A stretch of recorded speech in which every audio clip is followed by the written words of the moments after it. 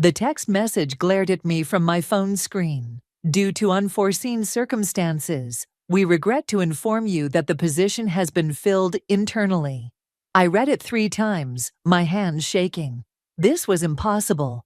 Just yesterday, the hiring manager had called to tell me I was perfect for the role. My portfolio was exceptional, my interview answers spot on, and my references were glowing. Something wasn't adding up. My name is Blair, and I've spent my entire life watching my stepmother Miranda orchestrate unforeseen circumstances. The thought of her involvement made my stomach churn. "Hey, you okay?" Kenny poked his head into my cubicle, coffee mug in hand. "You look like you've seen a ghost.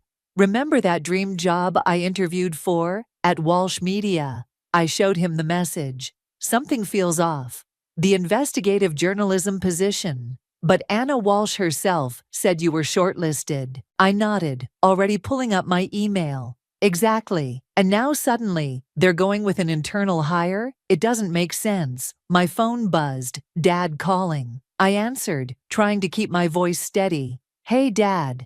"Blair, honey, Miranda just told me the exciting news about your job interview. She said she ran into Anna Walsh at the charity gala last night and put in a good word for you." My blood ran cold. Of course she did. "Dad, I need to go. Work emergency." I hung up before he could respond. Kenny leaned against my desk. "Spill it. What did your dad say?" "Miranda helped me." I made air quotes with my fingers. "She talked to Anna Walsh at some gala last night. Want to bet what kind of good word she put in?" Oh shit. Kenny knew enough about Miranda to understand. "What are you going to do?" I started gathering my things. "I'm going to Walsh Media, right now."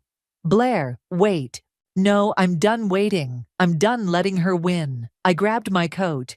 "Cover for me with Chelsea," Kenny sighed. "You know she'll understand, but be careful, okay?" The drive to Walsh Media's headquarters felt like an eternity. 15 years of Miranda's helpful interventions played through my mind, like a greatest hits compilation of manipulation. There was the time she convinced my high school drama teacher I wasn't emotionally mature enough for the lead in the school play. The college recommendation letter she offered to write, which mysteriously never arrived. The internship that vanished after she bumped into the editor at a fashion show. "I'm just looking out for you, darling," she'd say, her perfectly manicured hand patting my cheek. "You're not ready for such pressure. Trust me, I know this industry."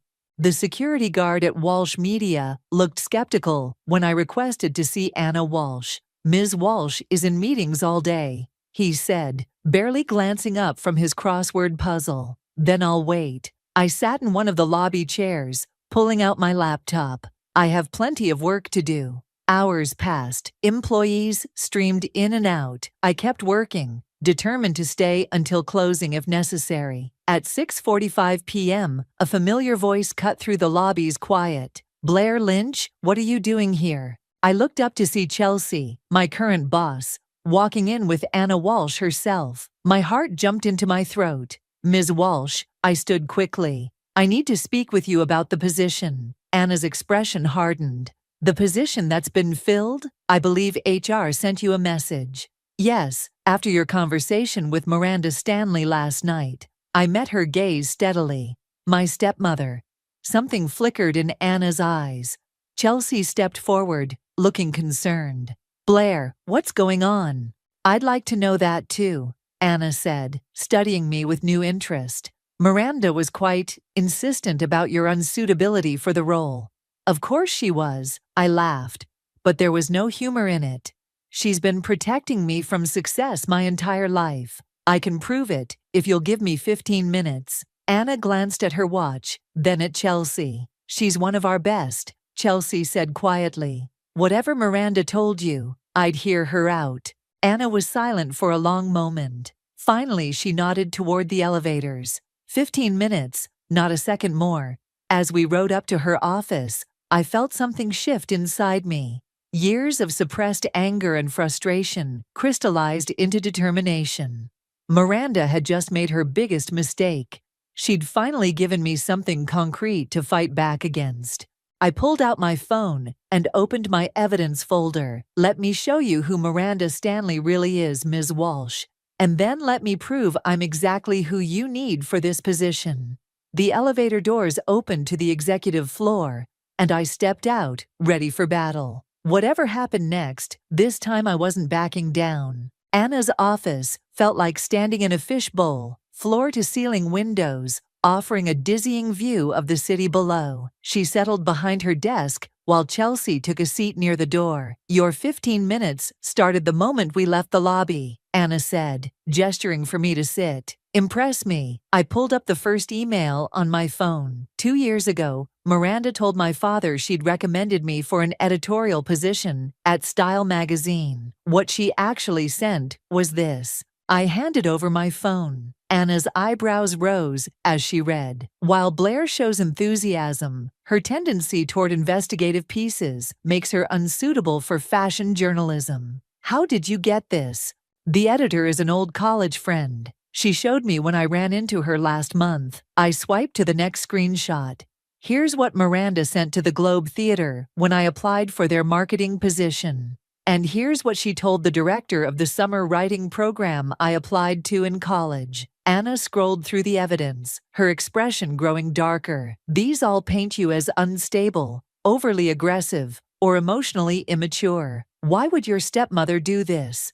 Because I'm not her daughter, I said simply. I'm a reminder that my father had a life before her, and I chose journalism instead of fashion, her precious domain. Chelsea leaned forward. Blair, why didn't you ever say anything? Because until today, it was all whispers and coincidences. Nothing I could prove. I turned back to Anna. But last night, she finally got sloppy. She was so confident you'd take her word over mine that she didn't bother being subtle. My phone buzzed. A text from Miranda lit up the screen. "Darling, I heard about the Walsh position. Don't be discouraged. Perhaps this is a sign you should consider the PR assistant role at my company. I could fast-track you." Perfect timing. I showed Anna the message. She's already moving to Plan B. Keep me close. Keep me small. I felt my voice shake with anger. I've spent my career fighting twice as hard because of her sabotage, but I'm done letting her win. Anna stood, walking to the window. "What exactly are you asking for, Blair?" "The position I earned. The one you were ready to give me before last night." I stood too, heart pounding. "Let me prove Miranda wrong. I'll be the best investigative journalist you've ever hired." Bold statement. Anna turned, her expression unreadable. "But there's something you should know about that position. We're planning a major exposé on ethical violations in the fashion industry. Given your personal connection to Miranda Stanley, that could be problematic." My breath caught. "Of all the assignments. Or it could be exactly what you need," Chelsea spoke up. "Blair knows the industry's dark side firsthand. She has contacts, insights, and motivation." Anna studied me carefully. "Is that something you could handle professionally? Investigating your stepmother's world without letting personal vengeance drive the story?" I met her gaze steadily. "I've spent 15 years watching Miranda crush people's dreams while maintaining her perfect public image. I know how to separate facts from feelings. Give me a chance to prove it." The silence stretched for what felt like hours. Finally, Anna returned to her desk and pressed her intercom. "Janet, please send up the standard employment contract." She looked at me. "You start Monday, but Blair? One hint of personal vendetta in your reporting, and you're done." "Understood." I nodded, trying to keep my professional composure while my heart soared. "Absolutely. Thank you, Ms. Walsh. Thank me by delivering results." She gestured to the door. "Chelsea can fill you in on the details tomorrow." Outside the building, Chelsea grabbed my arm. "We need to talk. Coffee." 10 minutes later, we sat in a quiet corner of the nearby cafe. "Blair, are you sure about this?" Chelsea wrapped her hands around her mug. "Investigating the fashion industry means you'll likely uncover things about Miranda that can't be undone." "Good." I stirred my latte absently. "It's time someone exposed the truth. Just be careful. Success is the best revenge, but revenge isn't always sweet." Chelsea reached across the table, squeezing my hand. Promise me you'll remember that.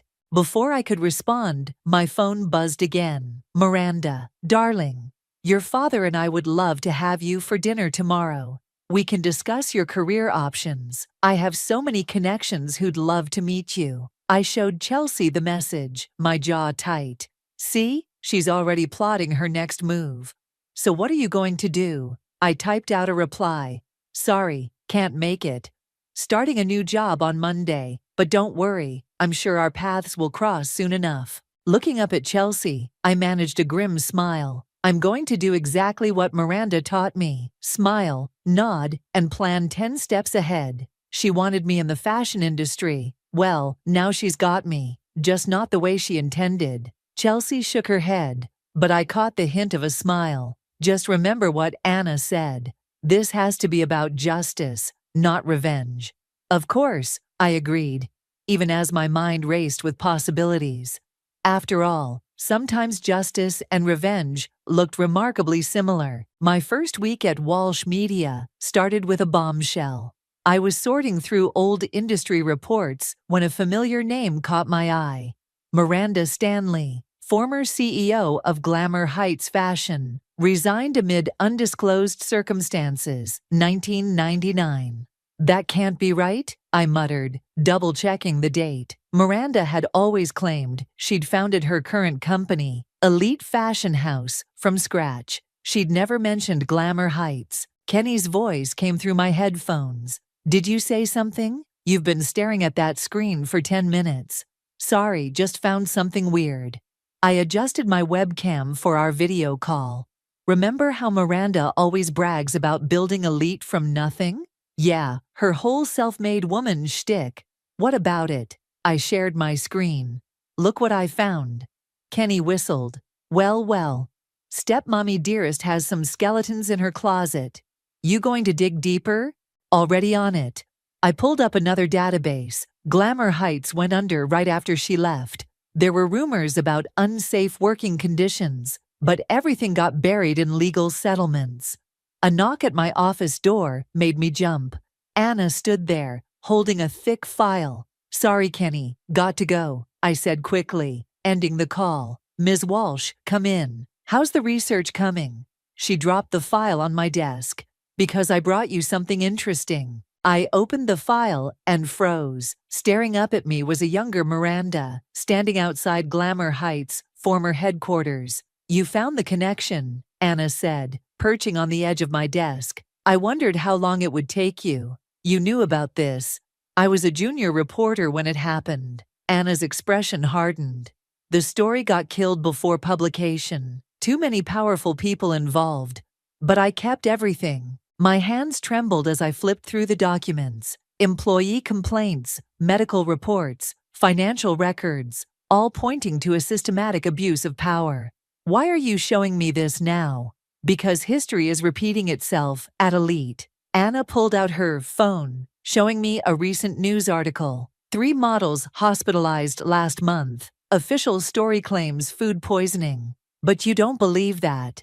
I believe we finally have a chance to expose the truth. She tapped the file. And you have the perfect cover to investigate. After all, you're just a stepdaughter trying to learn the family business, right? My stomach churned. Miranda will never fall for that. She already has. Anna smiled. She called me yesterday, apologizing for her misunderstanding about your qualifications. She even suggested we collaborate on some fashion industry pieces. I sat back, stunned. She's trying to control the narrative. Exactly. So let her think she's succeeding. Anna headed for the door. Just remember, we need concrete evidence. Your personal history with Miranda can't factor into the story. After she left, I called Kenny back. You're not going to believe this, I started, but he cut me off. Blair, check your email, right now. I opened my inbox to find a message from Livia, Miranda's teenage daughter. Hey sis, it read. Mom's been acting weird since you got the new job. She's having all these late-night meetings, shredding documents. Yesterday I heard her yelling at someone about keeping their mouth shut. I'm scared. Can we talk? Holy shit, Kenny breathed. This is big. This is dangerous, I corrected. Livia's never reached out to me before. Maybe she's finally seeing Miranda's true colors. I typed and deleted several responses before settling on coffee tomorrow, 4 p.m. at the bean counter. Livia's reply came instantly. Yes, don't tell Mom. The next day, I arrived early to scope out the cafe. Livia showed up right on time, looking nervous in her private school uniform. Thanks for meeting me, she said, sliding into the booth. I didn't know who else to talk to. Start from the beginning, I said gently. What's going on? It's not just the documents. Livia leaned forward, lowering her voice. Last week, one of Mom's models collapsed during a fitting. Mom made everyone sign NDAs before they could leave. Was this one of the food poisoning cases? Livia's eyes widened. How did you know about that? I'm researching the industry for work. I kept my tone casual, including health and safety standards. Then you should look into the Glamour Heights scandal. Livia pulled out her phone. I found Mom's old papers while snooping in her home office. Look.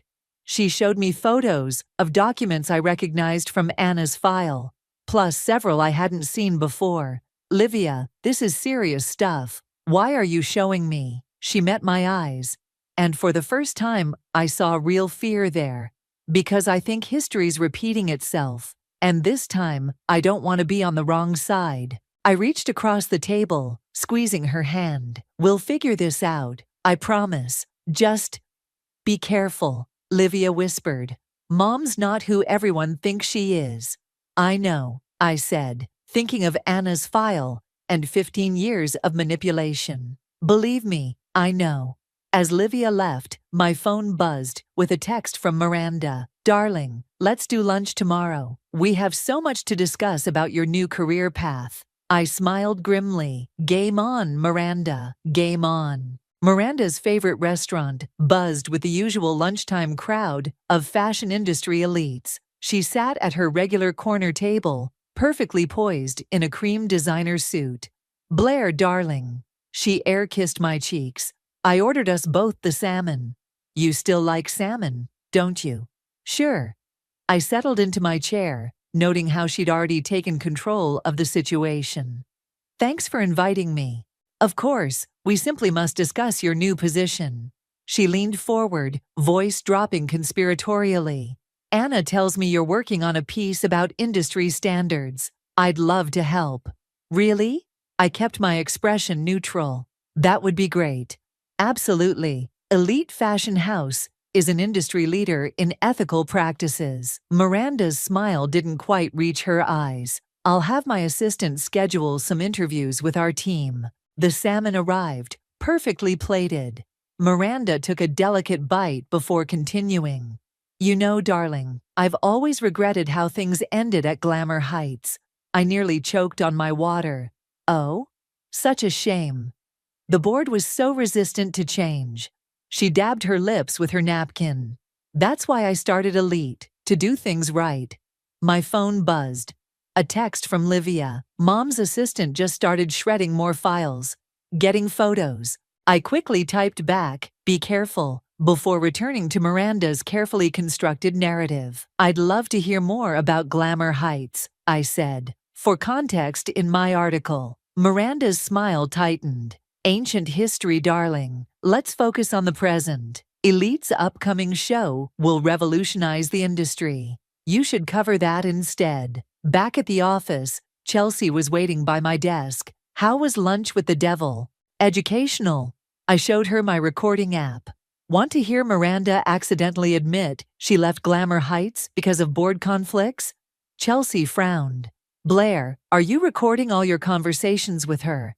Only in public places where it's legal. I sat down, pulling up my notes. And it's a good thing I did. 3 former Glamour Heights employees agreed to meet with me tomorrow. Just be careful. Miranda's not stupid. Chelsea perched on my desk.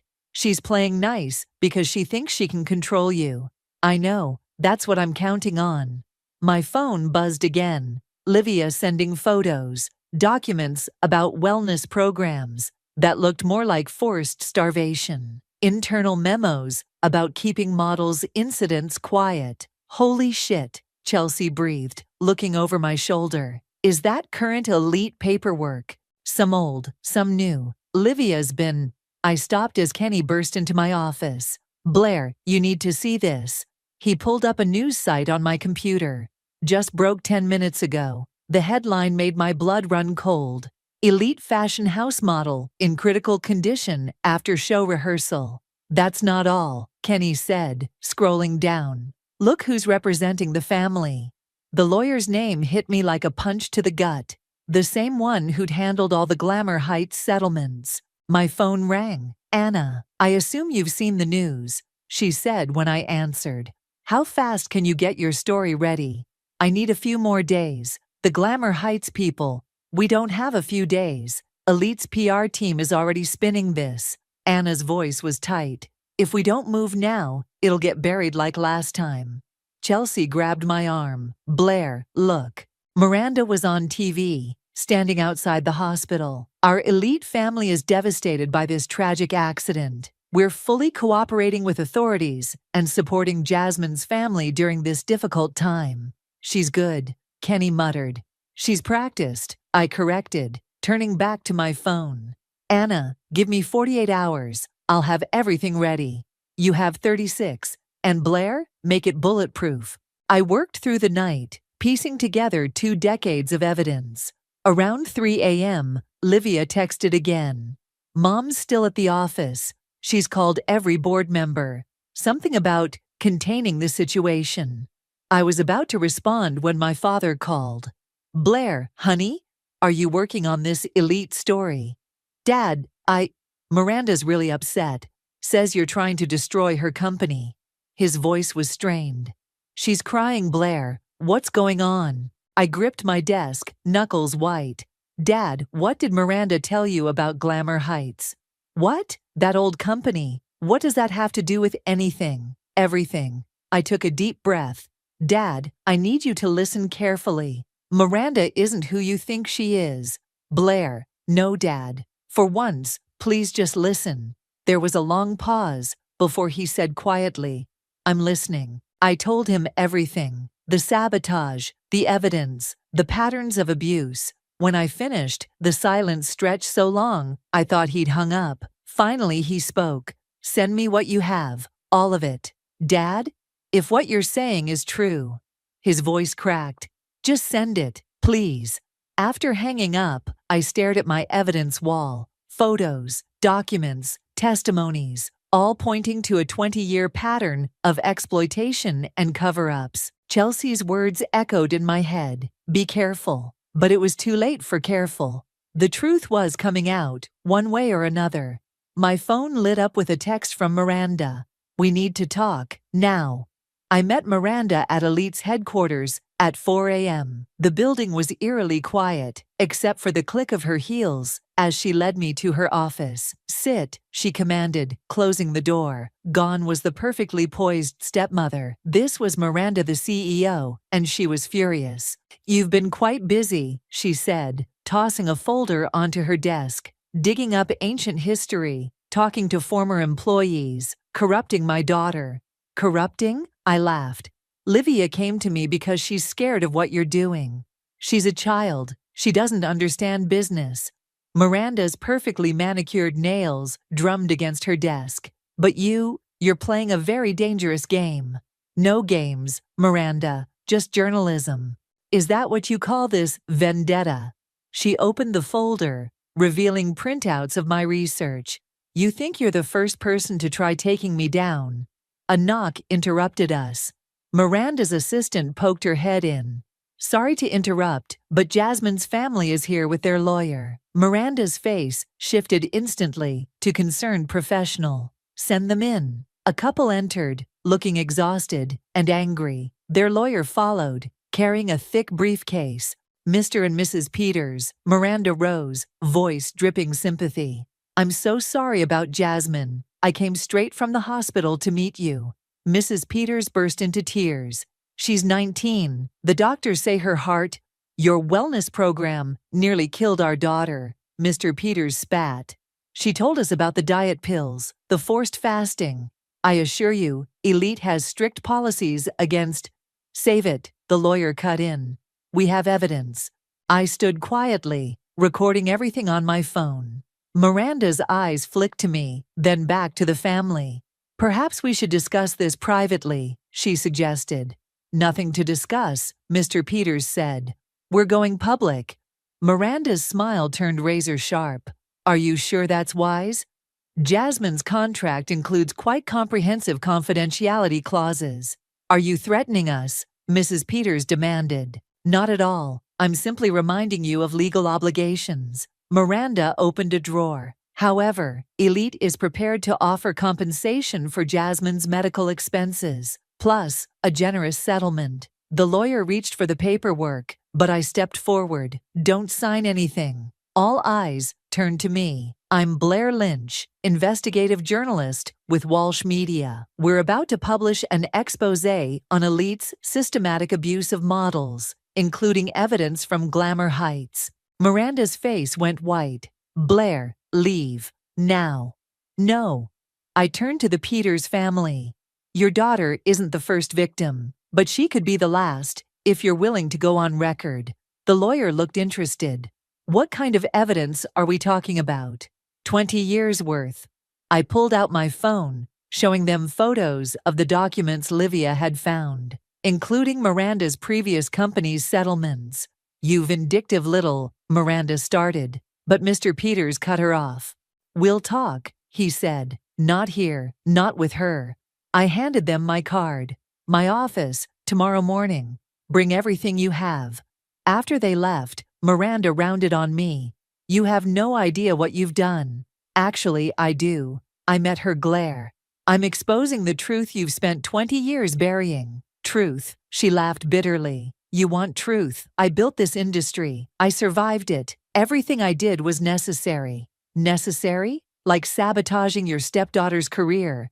I was protecting you. She slammed her hand on the desk. This industry eats people alive. I've seen it happen. Everything I did was to keep you away from this world. Bullshit. I stepped closer. You did it because you couldn't stand the idea of me succeeding on my own terms. My phone buzzed. A text from Livia. Mom's board meeting tomorrow, 9 a.m. They're voting on her position. Miranda saw the message over my shoulder. Something flickered in her eyes. Fear? Livia, darling, she called out. You can come in now. The office door opened. Livia stood there looking terrified, but determined. I'm sorry, Mom, she said, but this has to stop. At 2, Livia. Miranda's laugh was hollow. Fine, run your story. Destroy everything I've built.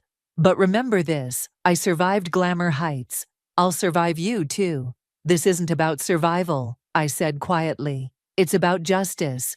Justice, Miranda scoffed. There's no justice in fashion, darling. Only power, and you're playing with forces you don't understand. Maybe. I headed for the door. But unlike you, I'm not playing alone. Outside, Livia caught up with me. What happens now? Now? I checked my phone. 6 messages from Anna, 3 from the Peters lawyer. Now we tell the truth, all of it. She'll fight back, Livia warned. I know. I squeezed her hand. But this time, we're ready. My phone buzzed again. Dad, just read everything. We need to talk. All of us. I showed Livia the message. She nodded slowly. The truth really does change everything, doesn't it? Yeah, I said, watching the sunrise over the city. It really does. Dad's house felt different now. The perfectly curated living room that had always been Miranda's domain seemed hollow, like a movie set. We sat in uncomfortable silence. Dad, Miranda, Livia, and me. I've read everything, Dad said finally. The documents, the testimonies, all of it. He turned to Miranda. Tell me it's not true. Miranda smoothed her skirt, buying time. Daryl, the fashion industry is complicated. Don't. His voice cracked.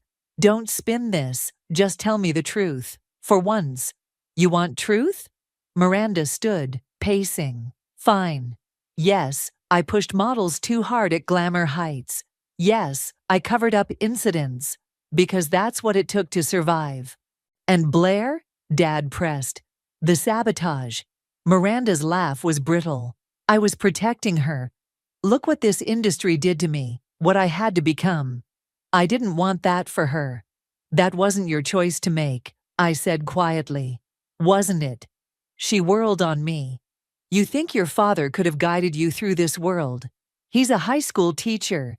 He doesn't understand. Stop. Livia's voice cut through the tension. Just stop lying, Mom.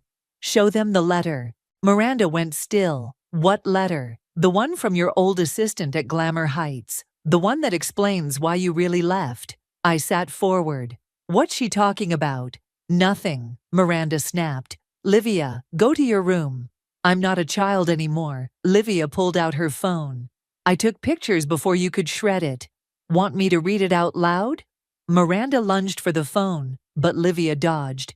Dear Miranda, Livia read, I can't keep quiet anymore. What happened to Sarah wasn't an accident. The diet pills, the extreme fasting, you pushed her until she broke. Her death is on your hands. The room went dead silent. Dad's face had gone ashen. Sarah, I asked. A model, Miranda whispered. She had so much potential. I just wanted to help her succeed. She was 17, Livia continued reading.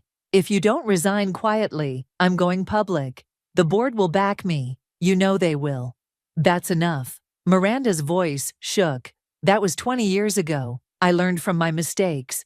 Did you? I pulled out my phone, playing the recording from earlier. Jasmine's parents' voices filled the room, describing the same dangerous practices. History repeating itself, Dad said softly. All these years, I thought. You thought what? Miranda's composure cracked. That I was the perfect wife, the caring stepmother. I had to be. It was the only way to keep control, to keep my past buried. By destroying my future. By saving you from becoming me. She collapsed onto the couch. I was 19 when I started modeling. My agent gave me the same pills I gave Sarah, the same ones elite models take now. It never stops. The industry demands perfection, and perfection demands sacrifice. So you sacrificed others instead of changing the system, Livia said. Miranda looked at her daughter, really looked at her, maybe for the first time. I became what I had to become to survive. And then I couldn't stop. The power, the control. It was addictive. The board meeting tomorrow, I said. They're voting you out, aren't they? She nodded slowly. They know about Jasmine, about everything. 20 years of secrets, undone in a day. Dad stood abruptly. I need some air. Daryl, please. No. He turned at the door. You didn't just lie to Blair, you lied to me. Every day, for 15 years. After he left, Miranda turned to me. Your article comes out tomorrow? Yes. And nothing I say will stop it. No. She nodded, suddenly looking old. Then let me tell you everything. The whole truth. Not for redemption. It's too late for that. But maybe it can help change things. Why should I believe anything you say now? Because I have nothing left to lose. She pulled out her phone. And I have proof, files, emails, recordings, everything that shows how the industry really works. Not just elite, but every major fashion house. Livia gasped. Mom, that could destroy everything. Good. Miranda's smile was sad. Maybe it's time for destruction. Maybe that's the only way to force change. I studied her face, looking for manipulation, for lies. But all I saw was exhaustion, and something that looked almost like relief. Okay, I said, pulling out my recorder. Start from the beginning. The real beginning, Livia added, sitting next to her mother. Miranda took a deep breath. I was 19, fresh from Kansas, when I met my first agent. He said I could be a star if I just lost 15 pounds. As she talked, I watched Livia reach for her mother's hand. Miranda gripped it like a lifeline, her perfect facade crumbling with each revealed truth. My phone buzzed, a text from Dad. Coming back in. Whatever happens next, we face it as a family. I looked at Miranda, still talking, still confessing. Maybe this wasn't the revenge I'd wanted. Maybe it was something more important. The morning my article went live, I sat in Anna's office, watching the chaos unfold. Every major news network was running the story. Fashion, industry exposed, was trending worldwide. Your inbox is exploding, Kenny said, monitoring my work email. More models coming forward. 3 other fashion houses are facing similar allegations. Anna hung up her phone. That was the district attorney's office. They're opening an investigation into both Elite and Glamour Heights. My own phone buzzed. Livia, Mom's watching the coverage. She hasn't said a word in hours. How's your dad holding up? Chelsea asked, bringing me coffee. I searched for the right words. Processing. Miranda moved out last night. The office door burst open. Janet, Anna's assistant, rushed in. You need to see this. Miranda's going live on Fashion Network. We crowded around the TV. Miranda sat across from a popular morning show host, looking impeccable as always. But something was different. The careful mask was gone. Yes, everything in the article is true, she was saying, including my own actions, both past and present. The host leaned forward. Are you admitting to covering up Sarah Mitchell's death at Glamour Heights? I'm admitting to creating a system that led to her death. Miranda's voice cracked. And then recreating that same toxic system at Elite because it was all I knew. Bold move, Anna murmured. She's getting ahead of the narrative. My phone rang. The Peters lawyer. Blair, Jasmine's awake. She wants to talk. An hour later, I sat by Jasmine's hospital bed, recording her story. Her parents hovered nearby as she described the pressure, the pills, the impossible standards. But you know what's crazy? Jasmine said, her voice weak but determined. Part of me still wants to model. I just want to do it safely, healthily. Maybe you will, I said, thinking of the industry-wide reforms already being proposed. Things are changing. Back at the office, more stories were pouring in. Models, photographers, designers, all breaking their silence about the industry's dark side. Blair, Kenny called from my computer. You should see these comments on your article. I scrolled through them. Finally, someone said it. I survived this industry, barely. My daughter wanted to model. Now I know better.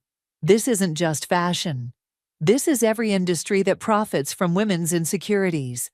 Chelsea squeezed my shoulder. You did it. You really did it. We did it, I corrected, thinking of Livia's courage, Jasmine's testimony, and yes, even Miranda's final confession.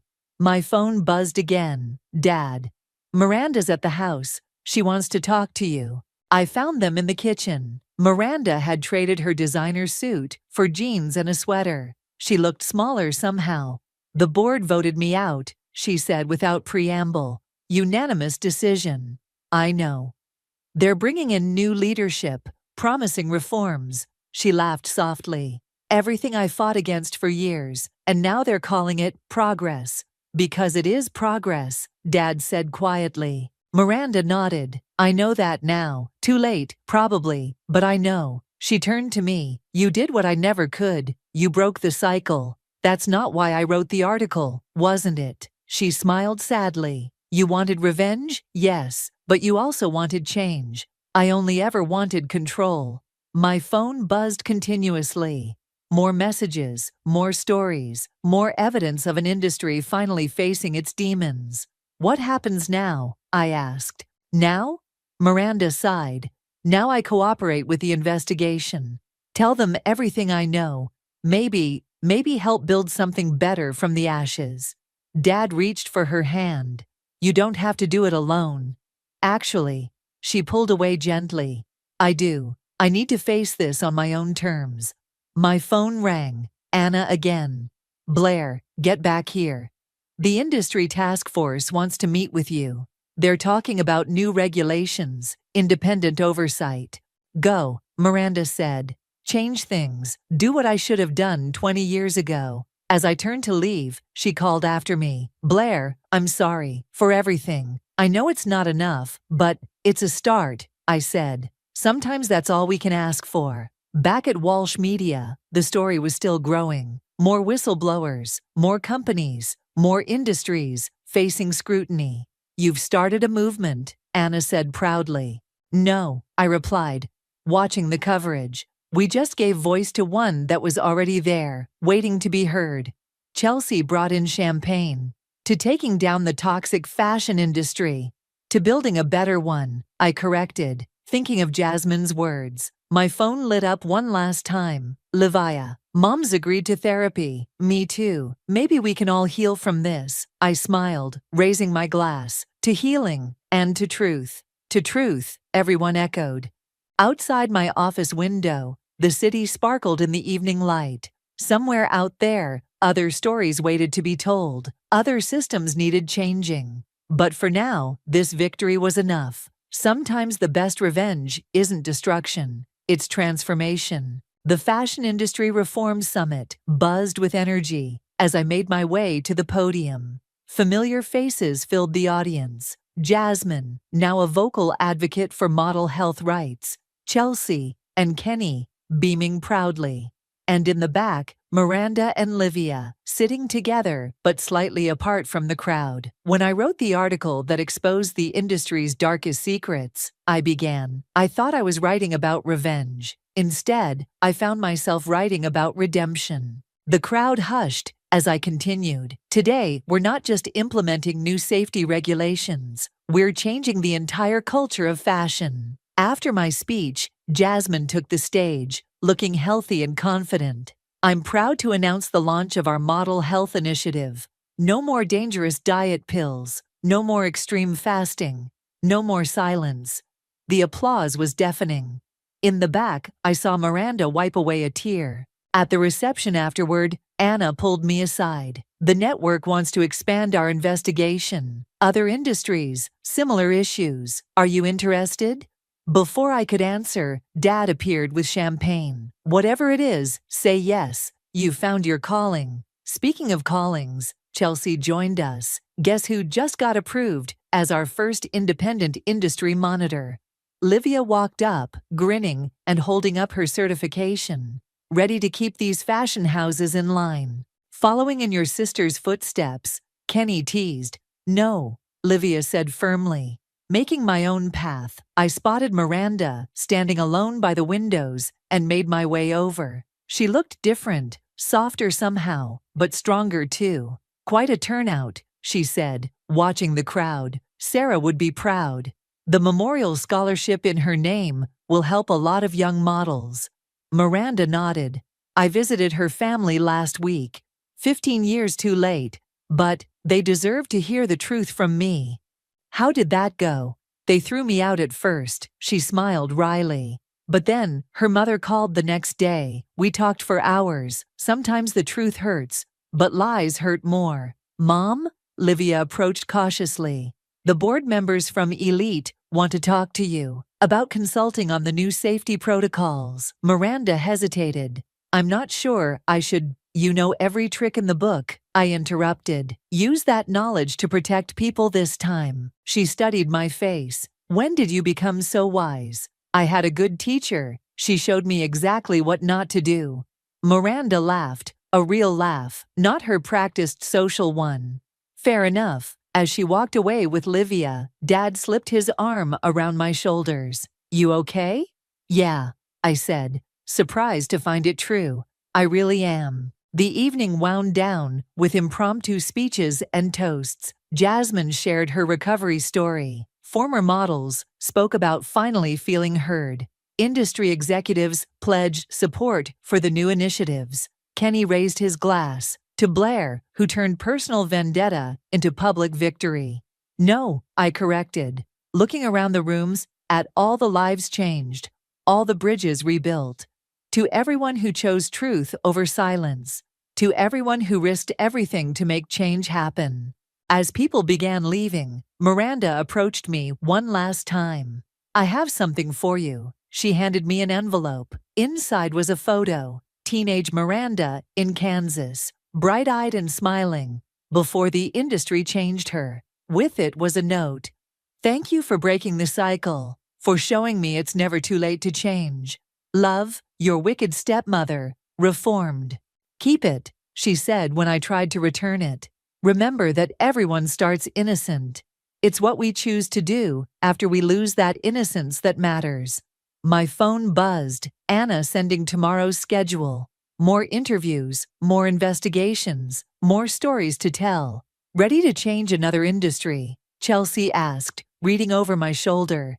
Actually, I smiled. I think I'm ready to build something new. I looked around the room one last time. Jasmine chatting with young models about healthy career paths. Livia explaining monitoring protocols to industry veterans. Dad and Miranda having what looked like their first honest conversation in years. Kenny appeared with our coats.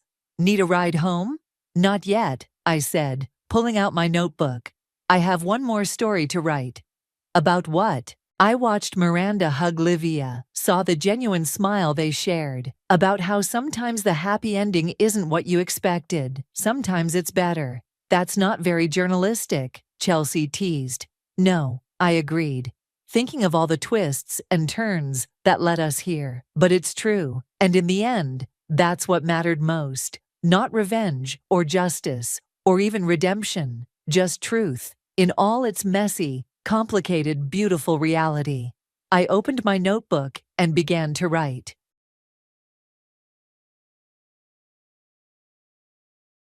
Open up. Have you lost your mind? That's probably what they're yelling from the other side of this solid door. But honestly, I can't hear them, and I certainly don't seek their pardon. Facing the trio of baffled folks on the other side, I offered them a cheerful wave and a cheeky smile. Good luck finding your way back without me, I called out playfully. My name is Eleanor, and I'm a 33-year-old account manager.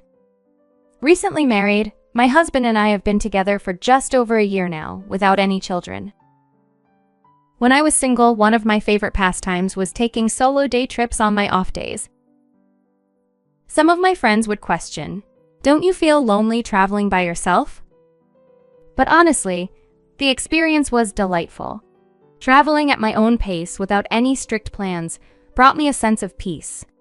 Sure, there were moments of solitude, but the joy of exploring new places always tipped the scales in favor of adventure. I'm quite fond of a particular travel magazine, which often inspires my itineraries. One day, while on one of my excursions, I noticed the same person appearing coincidentally at the same places I visited. After the third unexpected encounter, I started to wonder if it was destiny, that is, if I were the type to believe in such things. Instead, I felt a tad uneasy. When we finally spoke, he seemed just as apprehensive. Sorry, but have we seen each other before at different places over the last few weeks? He asked, looking a bit worried. To clear up the misunderstanding, I showed him my travel magazine and explained that my journeys were simply inspired by its pages. To my surprise, he revealed he was following the same magazine for his trips. That's how I met Matteo, who would eventually become my husband. He was fascinatingly different from me, where I tend to pack for every possibility. He prefers the freedom of traveling light, emphasizing how the simplicity of cashless transactions and a smartphone were all he needed. Our conversations were invigorating as we shared stories of our travels and favorite destinations. Despite both of us preferring solo adventures, we began to spend more time traveling together. I discovered the joy of sharing experiences and found that even simple meals tasted better when enjoyed with someone else. About 6 months into our relationship, Matteo suggested we make it official. I was overjoyed, having felt the same way. Our shared love for travel and experiencing new things together made the decision easy.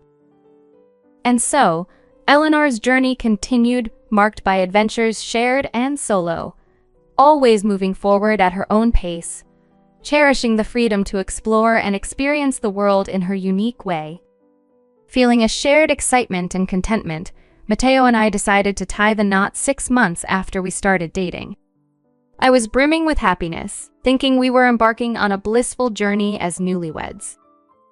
However, my rosy expectations soon faced a reality check, courtesy of Matteo's parents, Samuel and Madison.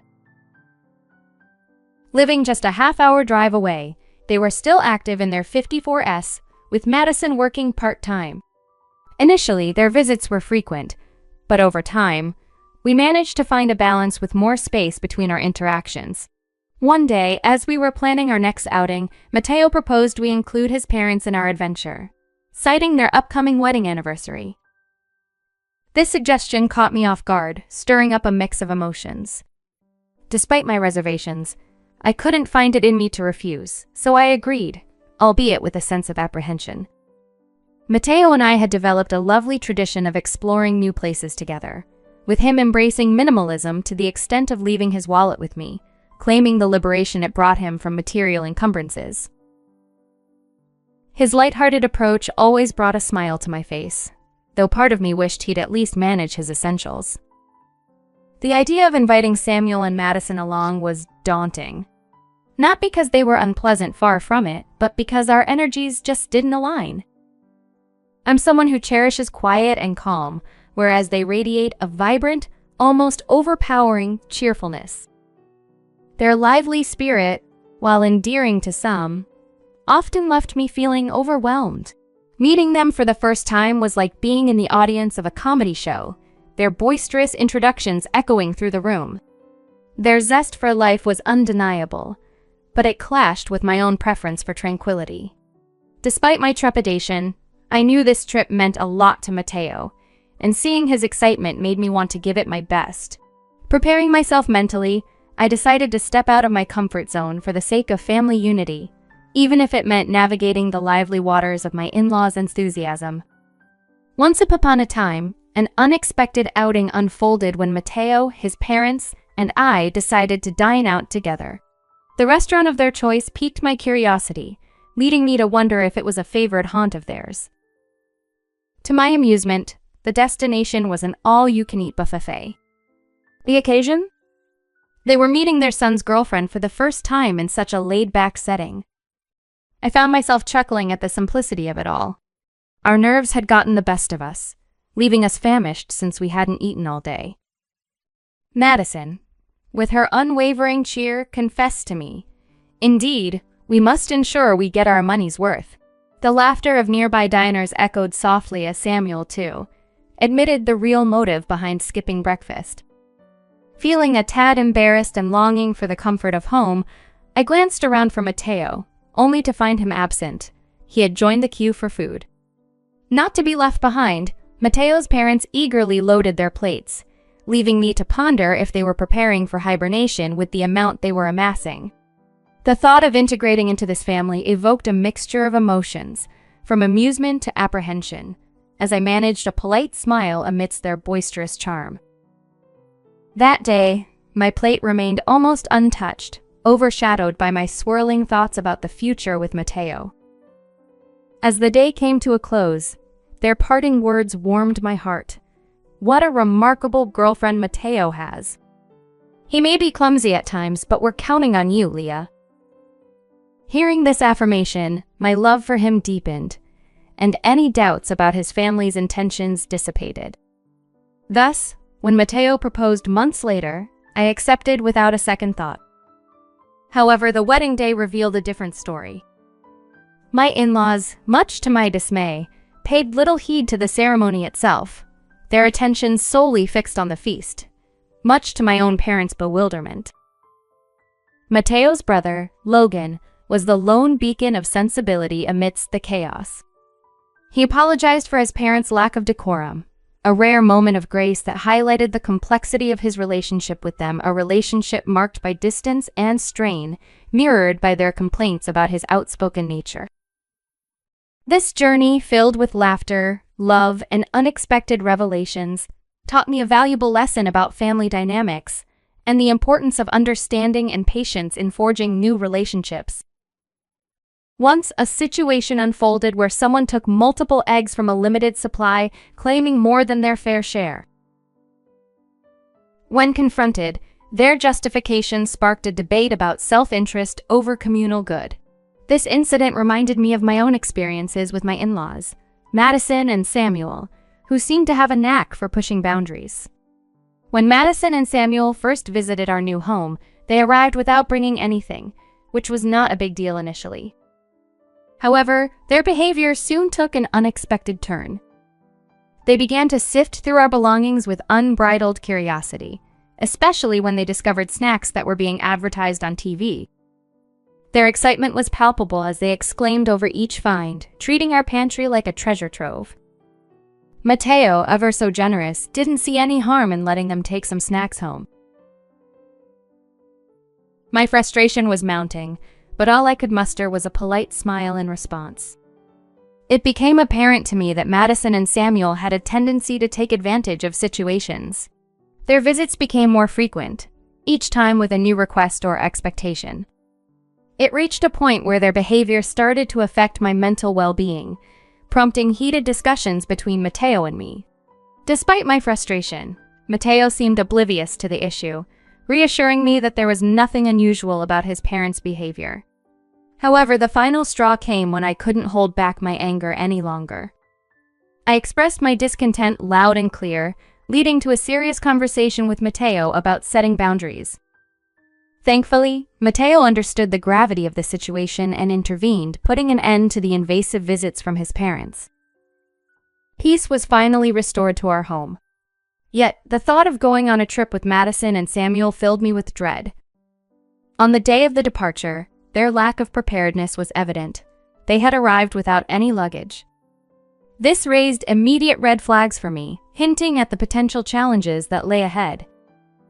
Their casual approach to travel was a stark contrast to the usual norms, leaving me to wonder how this journey would unfold with them being so carefree about their preparations. Embarking on a trip usually means packing at least one bag, right? But there we were, faced with Mateo's parents, Madison and Samuel, who showed up completely unprepared, claiming they wanted to move quickly and citing a sore shoulder as their reason for traveling light. Their excuse sounded all too familiar, setting a tone of apprehension for the journey ahead. As I had dreaded, the trip took a turn for the worse when it was conveniently revealed that both in-laws had forgotten their wallets. Their feigned surprise at this discovery left me contemplating the wisdom of continuing the trip at all. However, my concerns seemed to fall on deaf ears. Mateo, albeit frustrated, dismissed their behavior as typical and took it upon himself to cover their expenses, insisting on repayment later. The trip proceeded, but my disgust only grew as Madison and Samuel's behavior escalated. Their rudeness knew no bounds. They had the audacity to complain about the lack of free samples at stores, and even labeled the staff as stingy for it. My own encounter with their brazenness came when I, parched, bought a drink. Before I could take a sip, Madison asked for some, lamenting her forgotten wallet. Mateo, trying to salvage the situation, offered to buy one for her, only for Samuel to mutter about my supposed stinginess and lack of compassion. His words didn't go unnoticed, sparking a silent rebuttal in my mind. Despite these incidents, Madison and Samuel's antics didn't stop. The first trip apparently set a precedent, as Madison reached out for another outing. Seeing them at the station again sent shivers down my spine. This time, they remembered their wallets, or so it seemed, until a conveniently forgotten wallet surfaced once more. By the third trip, their act of forgetfulness was unmistakably deliberate. Confronting them, I asked Madison directly if forgetting their wallet was intentional, never planning to contribute financially. My accusation hit its mark, evident by her flushed face. The pattern of their actions, once merely frustrating, had become transparently manipulative, challenging the fabric of our familial ties with each repeated offense. In the midst of a heated argument, Madison and Samuel demanded an apology from me, accusing me of rudeness for calling out their constant greed. Surrounded by curious onlookers, the tension escalated. Mateo, caught between his parents and me, seemed lost for words until the weight of the public gaze pushed him to intervene, pleading for the argument to stop. Overwhelmed, he broke down in tears, a sight that left me feeling utterly disillusioned. Unexpectedly, the dynamics shifted as Madison and Samuel rushed to comfort a tearful Mateo. Madison's apology to him, claiming responsibility for his distress, felt like a staged performance, leaving me to question the reality of our situation. In that moment, a thought of divorce seemed like the only clear path forward, driven by the sight of Mateo's genuine upset and the in-laws' sudden shift in demeanor. Despite their initial show of concern for Mateo, Madison and Samuel's subsequent comments revealed their true attitudes. They admitted to exploiting Mateo under the guise of jest, their sarcasm betraying no real sense of guilt. This admission confirmed my suspicions of their deliberate forgetfulness regarding their wallets, a tactic used to manipulate Mateo under the pretense that it was his money. However, the reality was that both of us contributed to our finances, with our incomes being nearly equal. The pattern of exploitation was evident in every outing with them, from incessant shopping requests to whimsical demands, all charged to Mateo's credit card. This unsustainable spending strained our finances, forcing us to rely heavily on my income. Initially, I believed in managing our joint funds wisely, adhering to a budget that respected both our contributions without overburdening each other. The final straw came during a trip when Mateo, typically averse to carrying cash, found himself at a cash-only venue. As he fumbled with the scant coins in his wallet, his light-hearted admission of unpreparedness struck a nerve. His nonchalant attitude in light of our financial strain and the ongoing manipulation by his parents underscored the deep-rooted issues we faced as a couple and a family, leaving me to ponder the sustainability of our relationship amidst these recurring challenges. Feeling a mix of frustration and clarity, I reflected on how unfairly judged I felt by Mateo's parents, who seemed to believe I was just freeloading off their son. Despite the reality that we equally shared our living expenses, their baseless assumptions left a bitter taste. As I watched Mateo being comforted by Samuel amidst his tears, a moment of contemplation led me to a sudden, albeit courteous, decision. Apologizing for any misunderstanding, I suggested they board the train first while I'd catch up after grabbing some drinks. With a serene smile, I watched them lighten up and head towards the train, unaware of the resolve firming within me. Their initial joy turned to confusion and worry when they realized I wasn't following. Mateo's concerned messages reached me just as the train's doors were sealing shut, his face etched with panic visible from the platform. I replied to his message with a decision that had crystallized in that moment of solitude. I chose to pursue a divorce, suggesting he find happiness with his parents if they were his priority. Ignoring his subsequent calls and messages, I watched the train pull away, leaving them to their fate. As they disappeared from view, I mused over the challenge they would face without a stop for a while, especially with Mateo likely unprepared for the situation. Without further delay, I returned home to pack my things, seeking refuge with a friend who had been my confidant through these tumultuous times. Mateo's barrage of messages eventually ceased, likely due to his phone's battery dying, a common oversight of his, and ironically, against his own advice on the necessity of portable chargers. Among the belongings he had left with me were his wallet and the much-touted portable charger, both of which I left behind as I departed. Imagining his mounting panic as he discovered his predicament was no longer my concern.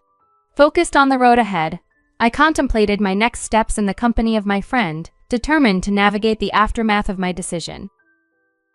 Amidst these reflections, my phone rang, a reminder of the connections and support that awaited me beyond the shadow of a marriage overshadowed by misunderstanding and neglect.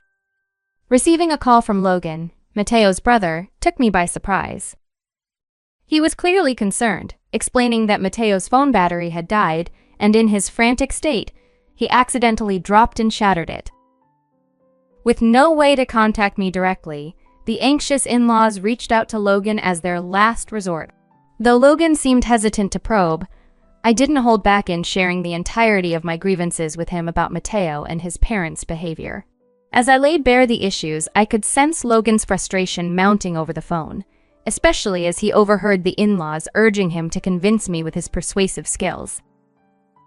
But once I finished my account, Logan lost his patience, berating Mateo and his parents for their folly.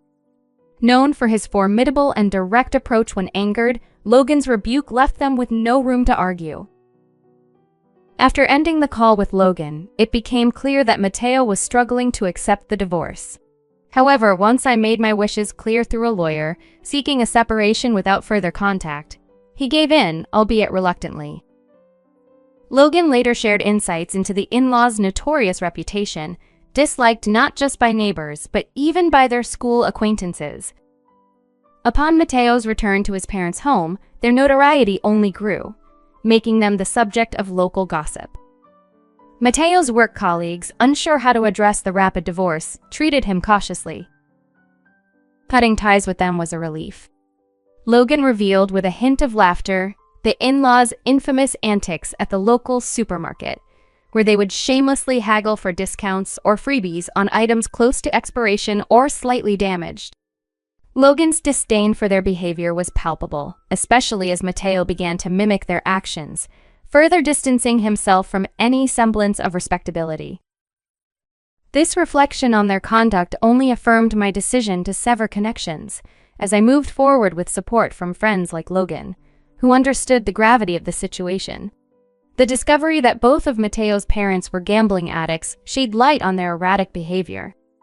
Their tendency to cut corners on essential expenses, like food, often left them perpetually hungry and short on cash. Reflecting on the tumultuous period that led to my divorce, I realized that at the heart of our separation was a profound mismatch in values. It would take someone of exceptional tolerance to overlook such conduct, a quality I found myself lacking. In the wake of these challenges, I turned my focus toward personal and professional growth. My passion for travel and writing, once a hobby documented on my blog, caught the eye of a publisher. This new venture into web writing has not only been fulfilling but also profitable, allowing me to blend my love for exploration with my career. Solo journeys have become my preference, offering me the freedom and space to immerse myself in my writing fully. Last month's earnings from my writing endeavors were particularly encouraging, prompting me to plan a vacation to a distant resort for some much-needed relaxation. At 33 years old, I feel as though a new chapter of my life is just beginning. Despite the challenges and the journey that led to this point, I am eager to see where this path of independence and self-discovery will take me.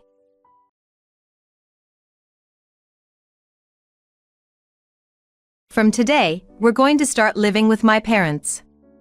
Since they are my own parents, there shouldn't be any issues, right? However, this was a completely unexpected suggestion from my husband. He hadn't dropped any hints beforehand, so his sudden proposal took me completely by surprise. I stood there, in shock, on the verge of tears, unable to believe what I was hearing. This abrupt shift came just days after the funeral of my father, who had passed away following a prolonged illness. Even though we had just said our final goodbyes, and the chaotic emotions of the funeral were still fresh, my husband seemed to disregard my grief. Without considering my feelings, he decided we would move out of our home. To my astonishment, he chose as our new residence a villa left to me by my father.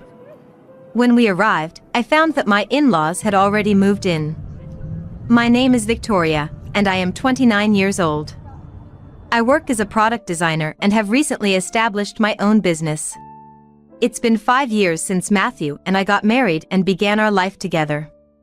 My career is flourishing, and I am recognized in my field. Financially, I am doing well enough to own our apartment. My mother passed away during my college years, and last year, my father was diagnosed with malignant cancer.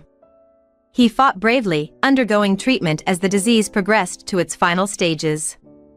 Our family doctor had advised us to mentally prepare for the worst.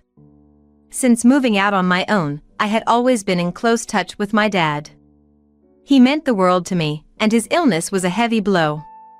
Watching him deteriorate day by day was agonizing, and I often found myself lying awake at night, filled with worry and anxiety. My husband frequently asked about my father's condition, but his concern never seemed sincere.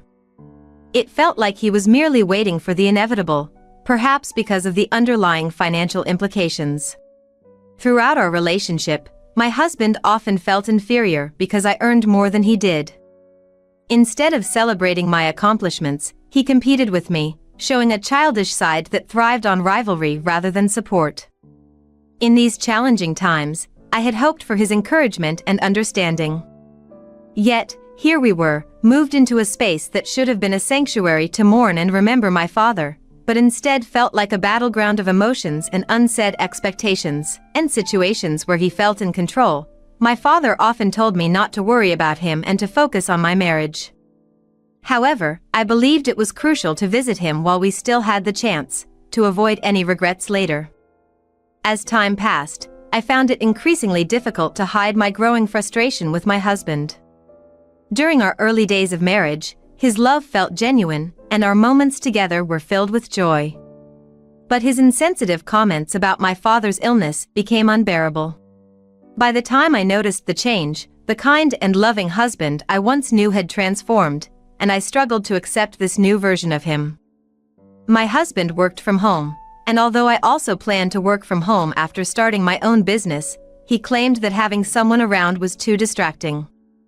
So, I rented a small office space and began commuting. The hospital where my father was treated was on my route, making it easy for me to visit.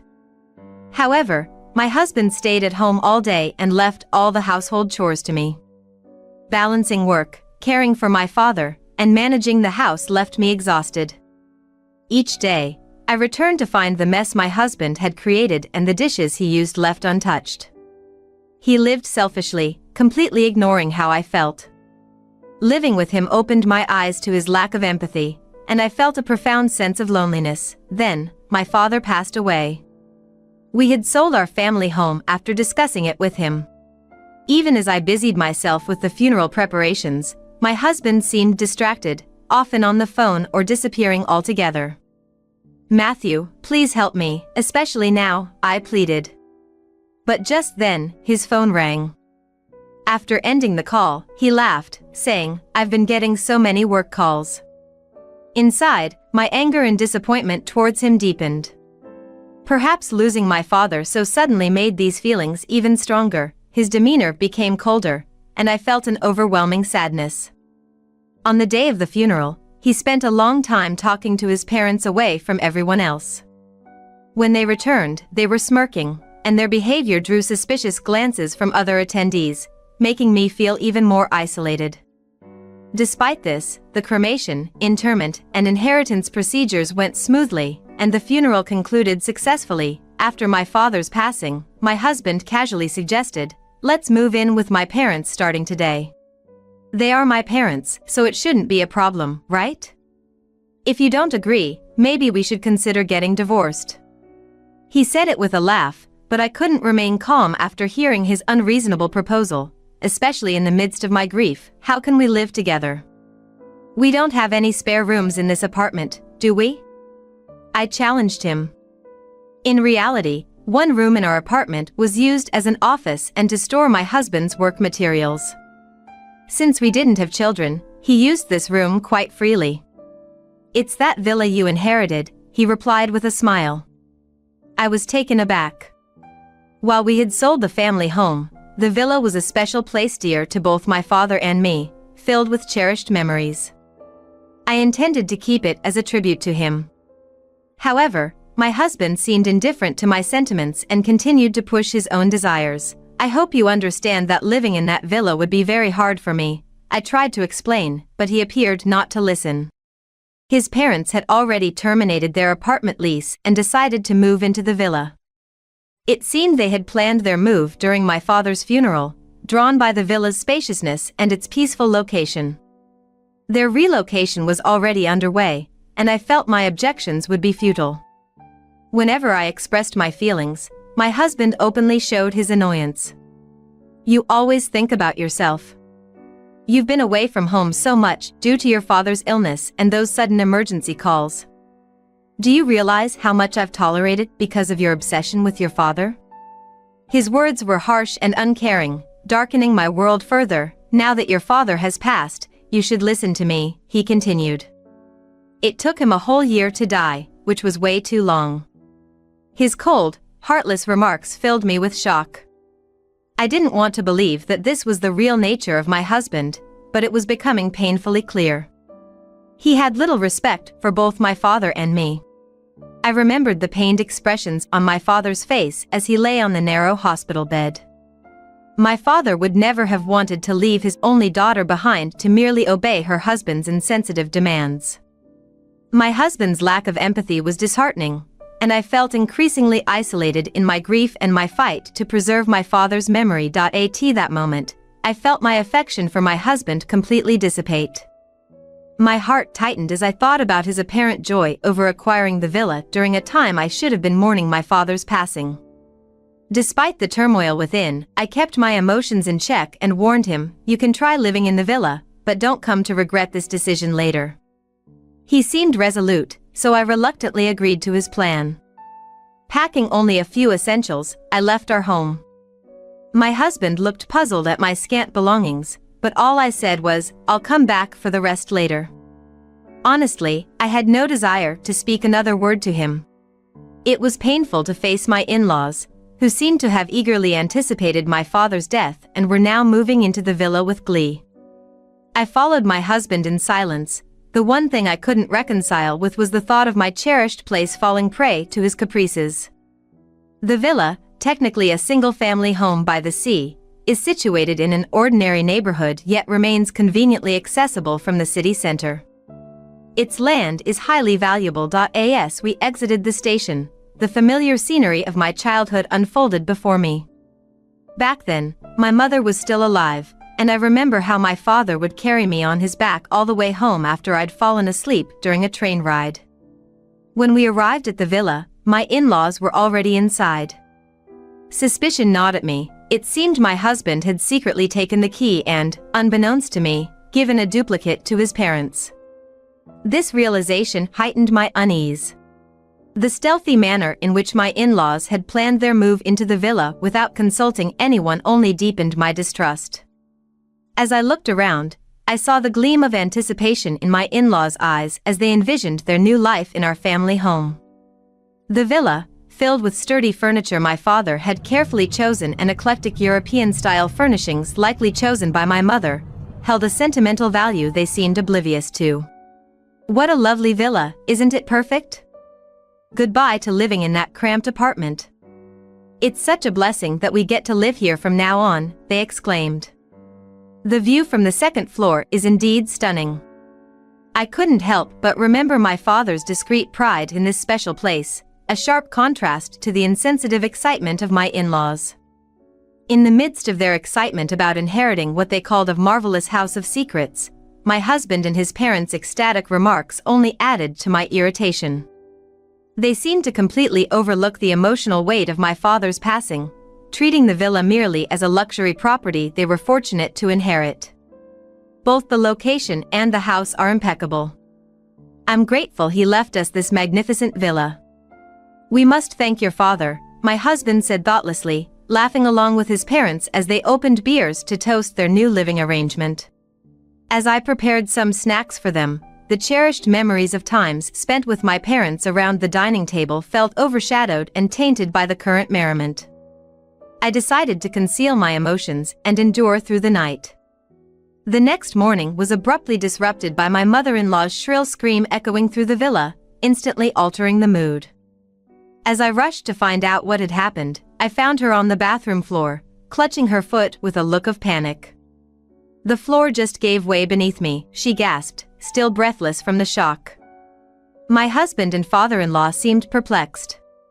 "The floor looks fine, you probably just slipped," they suggested casually, dismissing her concerns. They examined the spot she pointed out, but the floorboards were smooth and perfectly aligned. "Still," she insisted, "I'm sure the floor collapsed." As they continued their superficial check, I intervened. "Have you tried stepping on that slightly differently colored part of the floor?" I asked. Surprised, they all turned their attention to the area I indicated, stepped forward, pressed down on the discolored section with my skippered foot, and immediately, the floorboard made a clear sound and slightly sank. However, the moment I lifted my foot, it snapped back into place. "What was that?" they exclaimed in unison. If someone stepped on it unknowingly, they'd surely think the floor had collapsed. "See, the floor sinks a bit, it's kind of like a trap," I explained. "That's dangerous." "Is this house defective?" they reacted with newfound concern. Their previous disregard for the villa's sentimental value to me seemed momentarily forgotten as they faced the unexpected reality of its physical imperfections. I calmly explained the situation, and they all stared at me in surprise and skepticism. "It's not a defect," I said. "My father intentionally installed these features. This house is what you might call a mechanical mansion or a trick house." "Why would he do that?" they asked, puzzled. "Well, my father was a huge enthusiast of ninjas. He spent a lot of time and money on this villa, which was both his pride and joy, and a treasure chest of his creativity. As a child, I often came here while he tweaked the house's mechanisms or installed new ones. That's why the villa is filled with traps and clever mechanisms, a shelf you shouldn't touch, a floorboard that drops when stepped on, a door that only opens following a specific sequence, hidden doors, and even secret rooms. This house is filled with my father's dreams and his inventive spirit, honed over many years. Of course, this place is suited for daily life, for someone like me. Having visited since childhood and taught by my father how to operate all these traps, I have no issues navigating them. It's a different story for my husband and in-laws, who are unfamiliar with it. I did warn you that living in this villa would be difficult. I also told you it's a place filled with my father's memories. My father's extreme interest in ninja-related gadgets was well known among our relatives. The real surprise was that my husband and his parents were unaware of it. At first, my husband claimed he hadn't heard about it, but now he was at a loss for words. My in-laws were equally shocked by this newfound information. Having already cancelled our apartment lease, and with nowhere to return to, they pressed my husband on what to do next. In the midst of their confusion, both my father-in-law and husband accidentally triggered another trap, causing them to fall. Seeing the two of them sprawled on the ground, I couldn't help but chuckle. "Please, feel free to stay as long as you like," I said, my tone more mocking than genuine. They had been captivated by the luxury of the villa, ignoring my warnings and showing no interest in my father's hobbies. Now, their oversight was coming back to haunt them. Even my explanations about the dangers of the traps seemed to fall on deaf ears. "This isn't a big deal. We'll get used to it," my husband finally responded with a forced confidence. I just smiled knowingly, acknowledging his comment but aware of the steep learning curve they faced living in a house filled with my father's clever but complex contraptions. I told them I would head back to the apartment to prepare for our move. However, in reality, I had no intentions of moving. Instead, I planned to take a few days off to sort through my father's belongings, finding solace in the quiet and the time alone. It allowed me to slowly regain a positive outlook and start planning my new life. Within just 2 days, my husband and in-laws had reached their limit living in the villa. Meanwhile, my father's villa had started to become a minor tourist attraction in the neighborhood. It was regularly featured in local newsletters as the trick mansion nestled within a residential area. Whenever the villa was occupied, curious locals and visitors intrigued by its reputation would come to see the famous house. I remembered times when strangers toured the villa and local children played around it, adding life and vibrancy to the place. My father had listed both the villas and our former home's phone numbers in the newsletters. However, since the family home's number was now inactive, any inquiries would redirect to the villa's number. Thanks to my upbringing, I was proficient in foreign languages, which allowed me to handle calls from international visitors easily. My husband and in-laws, however, struggled with this. They couldn't understand foreign languages and were already overwhelmed by the nerve-wracking lifestyle of avoiding the house's many traps. Exhausted, sleep-deprived, and overwhelmed by the constant barrage of unexpected visitors and challenging phone calls, they stumbled back to the apartment. "Why don't we all just live in this apartment together?" "Think about it," they suggested, desperate to escape the villa. They had eagerly awaited my father's demise to claim the villa, but ironically, they couldn't handle living there for even 2 days. Instead of serving them tea, I handed my husband the divorce papers, which I had already filled out and stamped. "There's no way we can live together. If you understand, just leave quickly," I explained with a deep sigh. I couldn't forgive him for his insensitivity and the way he had disregarded my feelings. Without any discussion or explanation, he had decided we would live with his parents. He had never shared household responsibilities with me before and had comfortably dumped them all on me during our time at the villa.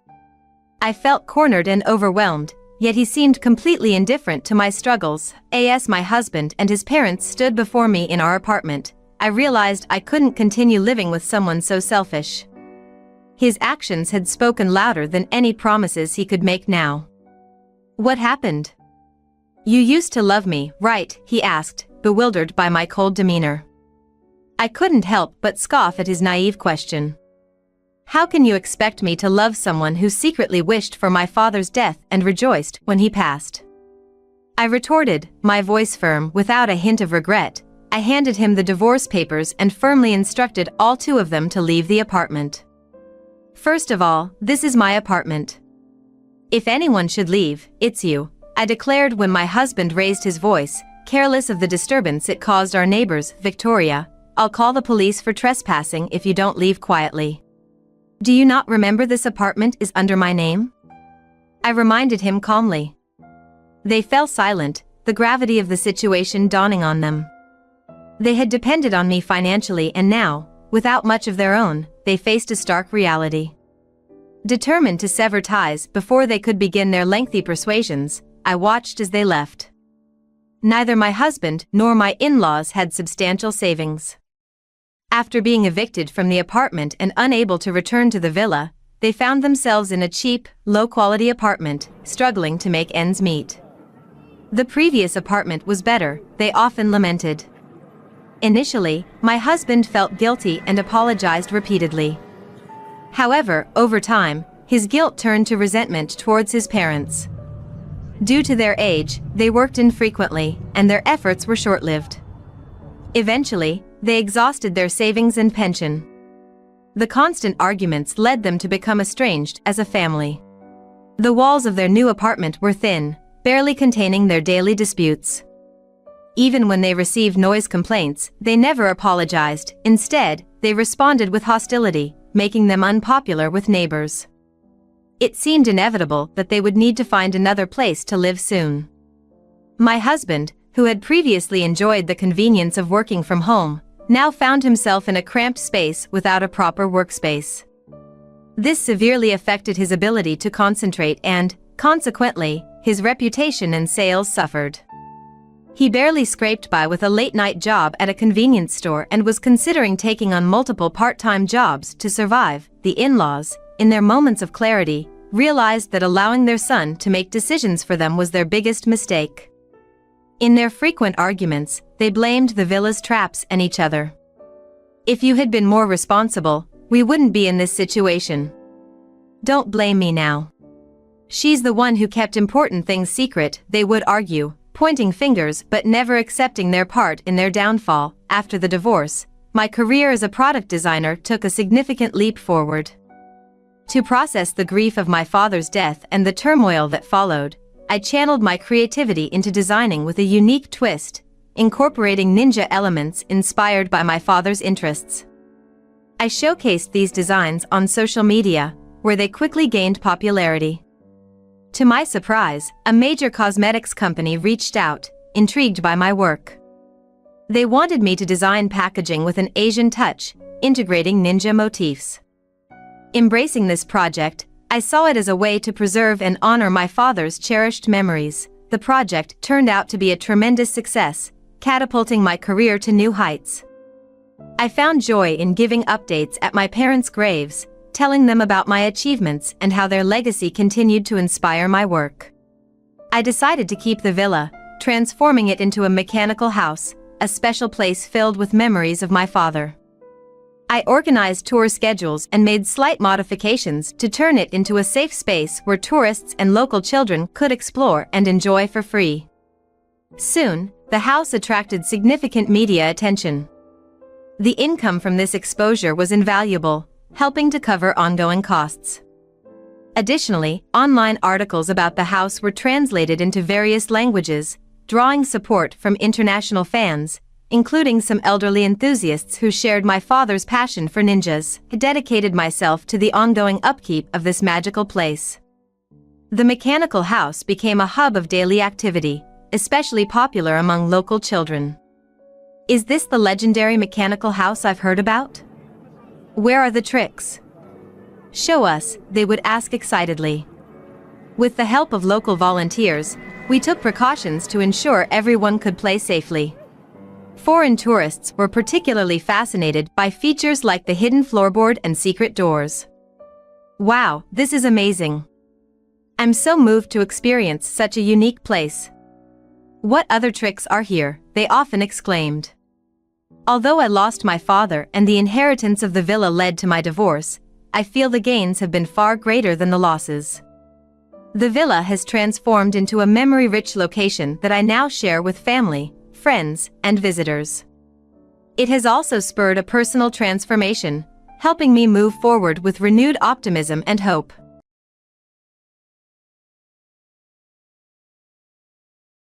Hello everyone! It's Camila here sharing my journey with you. I come from a modest background, far from the world of luxury. On the other hand, my husband Jackson had a vastly different upbringing.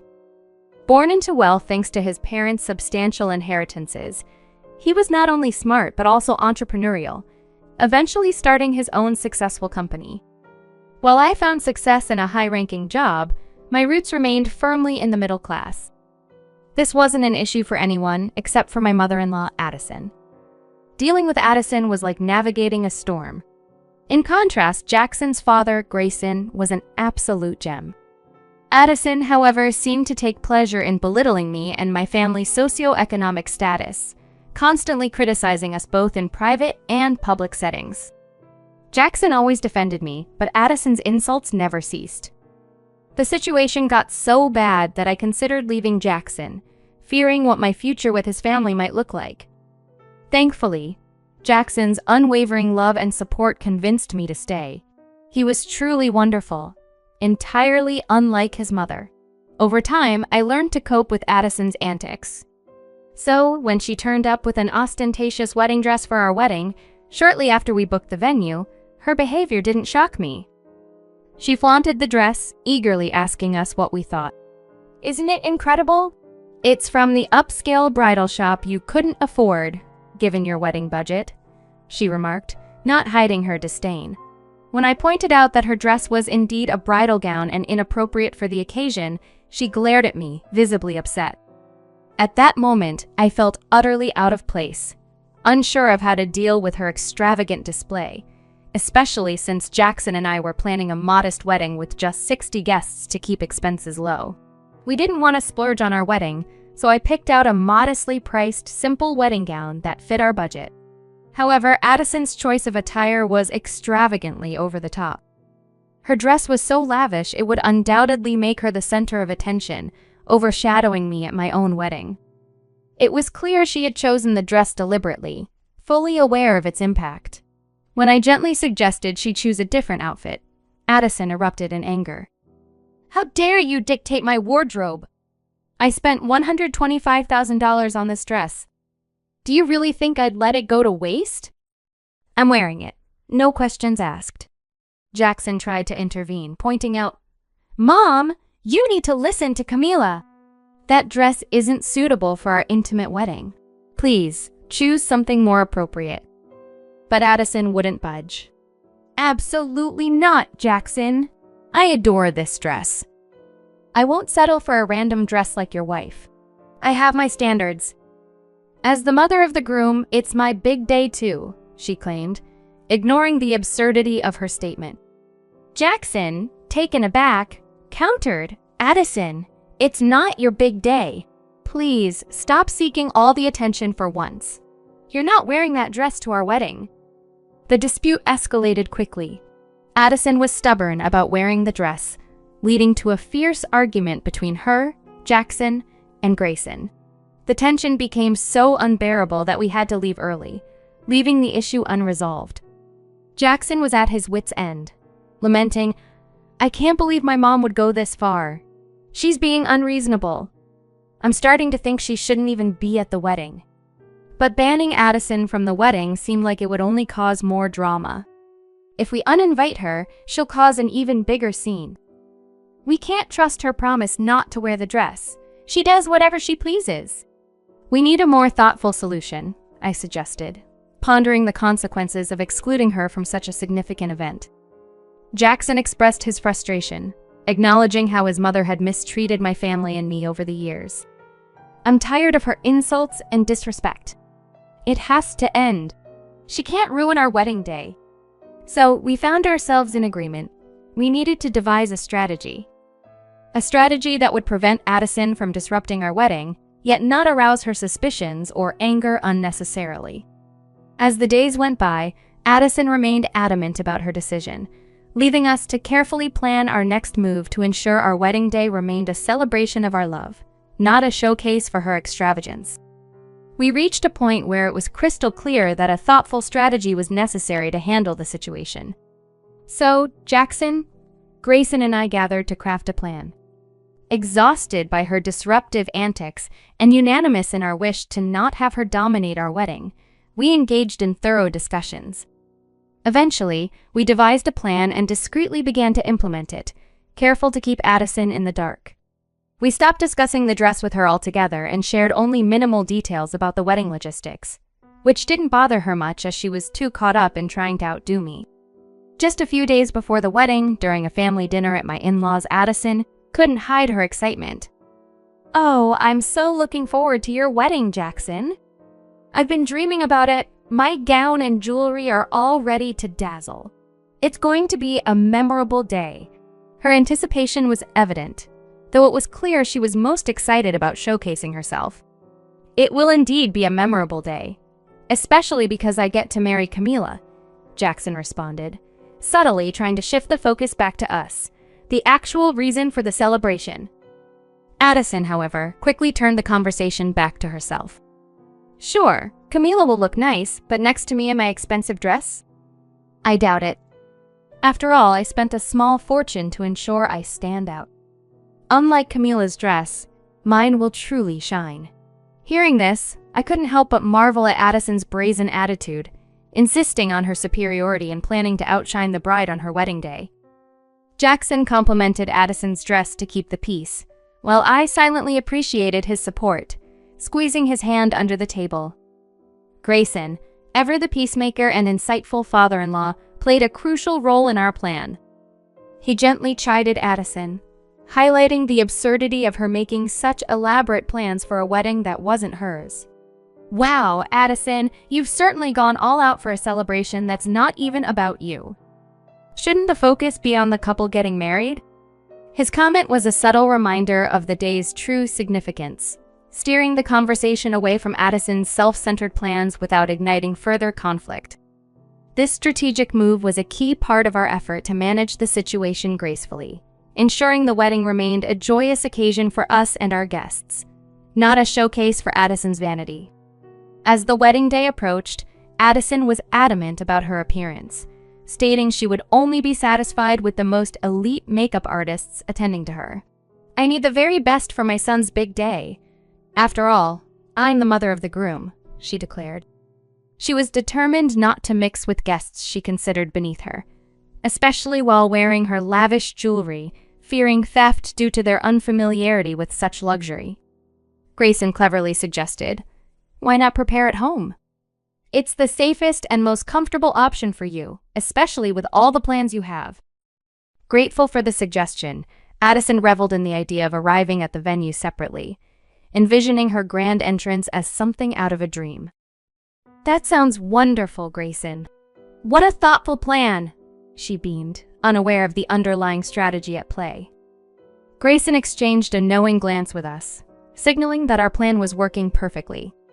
Addison, caught up in the thrill of her own preparations, didn't realize she was falling right into our carefully laid trap.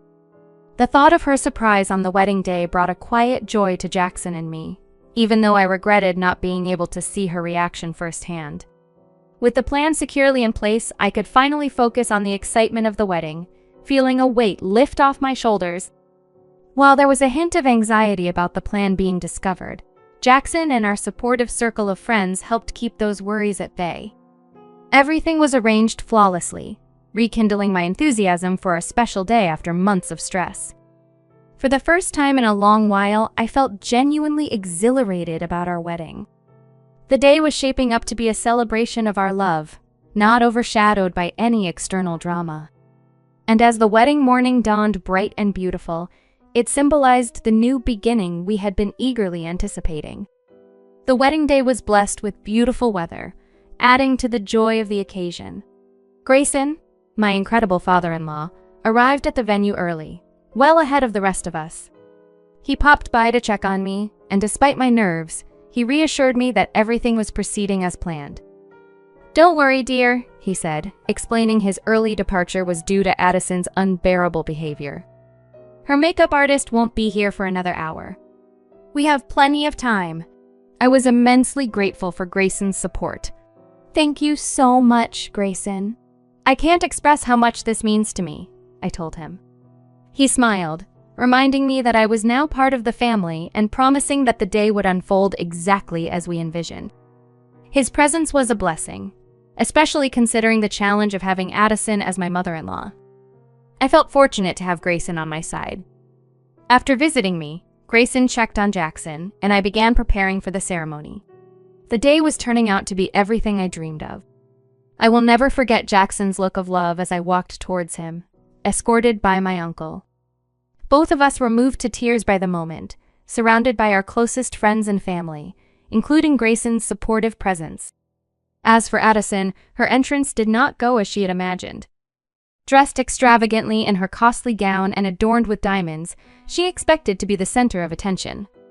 However, upon arriving at the venue, she was met with an unexpected surprise: an empty venue.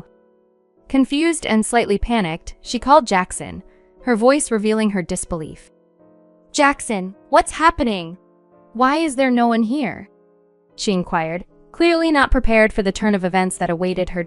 As Addison frantically tried to locate us at the venue, bewildered by the absence of any familiar faces, Jackson delivered the unexpected news. She wasn't at the correct location because she hadn't been invited to the actual wedding. Confusion turned into disbelief in her voice, prompting a mix of laughter and bemusement from our side. Even Grayson struggled to maintain his composure, amused by the situation.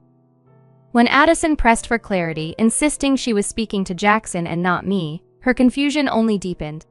Jackson calmly explained that while the venue she was at had initially been booked, we had opted for a different location for our ceremony.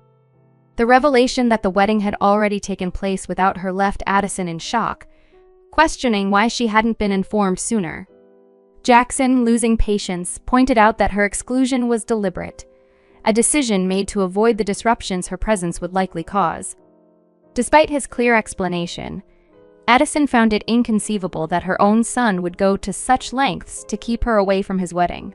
The conversation escalated as Jackson confronted her about the unnecessary drama surrounding her dress and her attempts to overshadow the bride.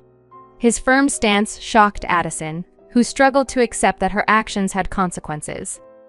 Jackson's assertion that the day belonged to him and his wife, not to her, marked a definitive end to the dispute, underscoring the importance of the occasion for the couple over any individual's desire for attention. Jackson made it clear that he was no longer willing to tolerate Addison's disruptive behavior, emphasizing that the wedding day belonged to him and his wife, not to anyone else. After delivering this message, he hung up the phone, though Addison continued to try reaching him and even called Grayson several times. Despite her attempts, we proceeded to celebrate our reception surrounded by loved ones, undisturbed by the unfolding drama. During a brief moment alone, I noticed a call from Addison on my phone. Bracing myself, I answered, only to be met with accusations and insults. She blamed me for her exclusion from the wedding, alleging I had manipulated her son and labeled me a gold digger envious of her potential to outshine me on my own wedding day. I countered her claims with calm facts, pointing out that Jackson makes his own decisions based on what he believes is right, and that his choice to exclude her was his own, though I did not dissuade him. Addison, undeterred, threatened to crash the reception, claiming she was already outside. I dismissed her threats with a mix of disbelief and indifference, assuring her she would find no support here. Upon returning to the reception, I prepared for whatever scene might ensue. As predicted, Addison's attempt to enter the venue escalated dramatically. Dressed in her opulent gown and denied entry by security, she became the embodiment of frustration and entitlement, her actions bordering on the absurd. This spectacle, rather than garnering sympathy, only served to validate our decision to keep her away from our celebration. The guests, aware of the situation, were unified in their support for us, leaving no room for Addison's theatrics to disrupt our special day. Her attempt to overshadow the event ended not with triumph, but with a public display of her own making, a stark contrast to the joy and unity inside.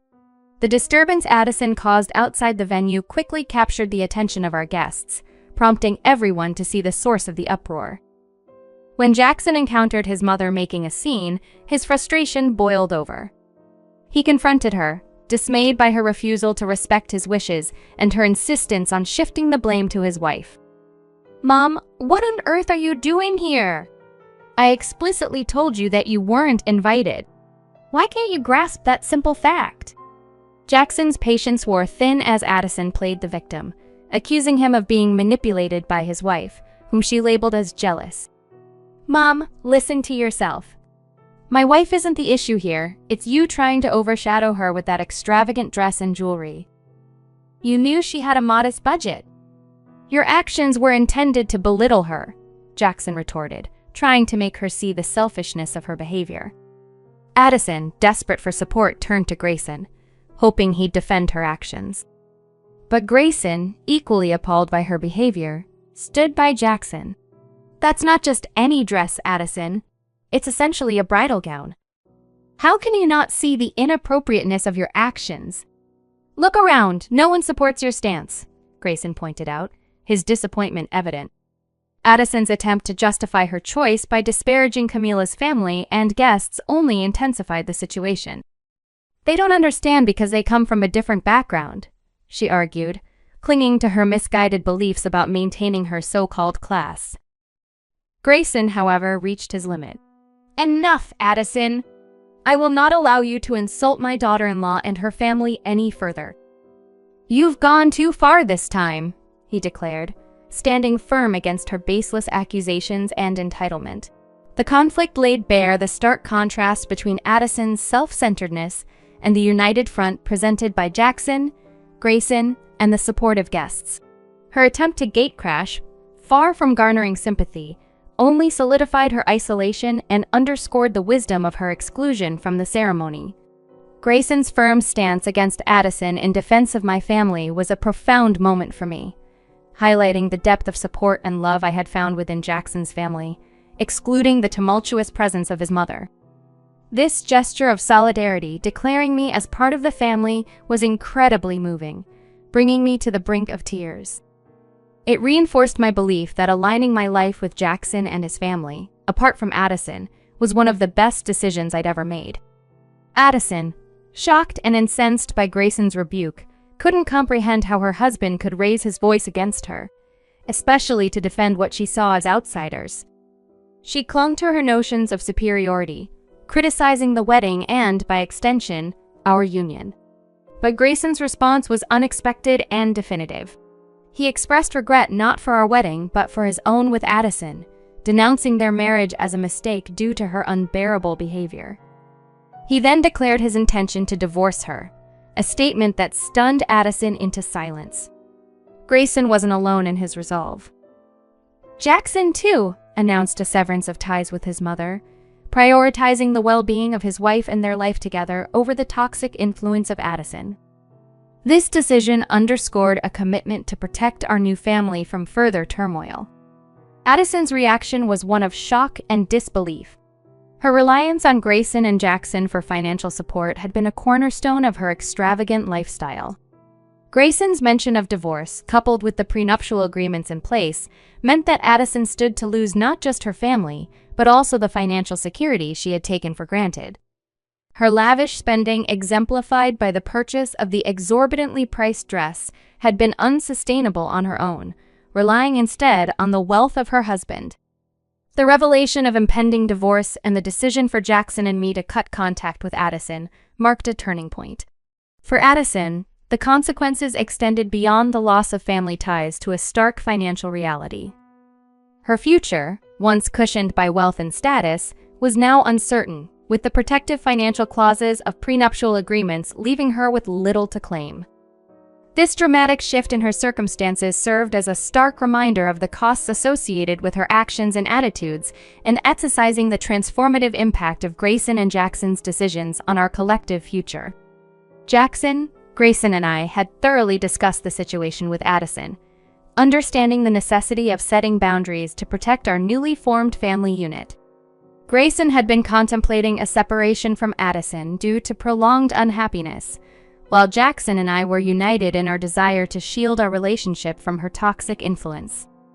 Addison, blindsided by the realization that her actions had real consequences, was left to grapple with the fallout publicly. Her pleas for leniency, framed as an overreaction to a mere dress, were met with steadfast rebukes. It was clear to everyone, especially Jackson and Grayson, that her behavior extended far beyond any single incident. They highlighted her consistent mistreatment of me as the root issue, dismissing her claims of unfairness as entirely meritless. In a desperate bid for sympathy, Addison turned to me, tearfully imploring for forgiveness. She clung to me, portraying herself as a remorseful figure wronged by circumstances, yet her plea lacked genuine contrition. Her appeal quickly soured, revealing her true colors once again as she reverted to calling me names and accusing me of tearing her family apart. Her sudden shift from feigned repentance to outright hostility only served to reinforce the decision to distance ourselves from her. Her inability to offer a sincere apology or to recognize the impact of her actions alienated her further, not just from me, but from everyone present.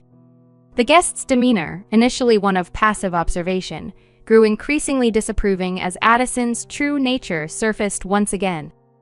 This spectacle underscored a pivotal moment for our family. It wasn't merely about excluding Addison. It was about affirming our commitment to respect, unity, and the well-being of our collective future. Addison's failed attempt at reconciliation, marred by her swift return to accusatory and manipulative tactics, only cemented our resolve.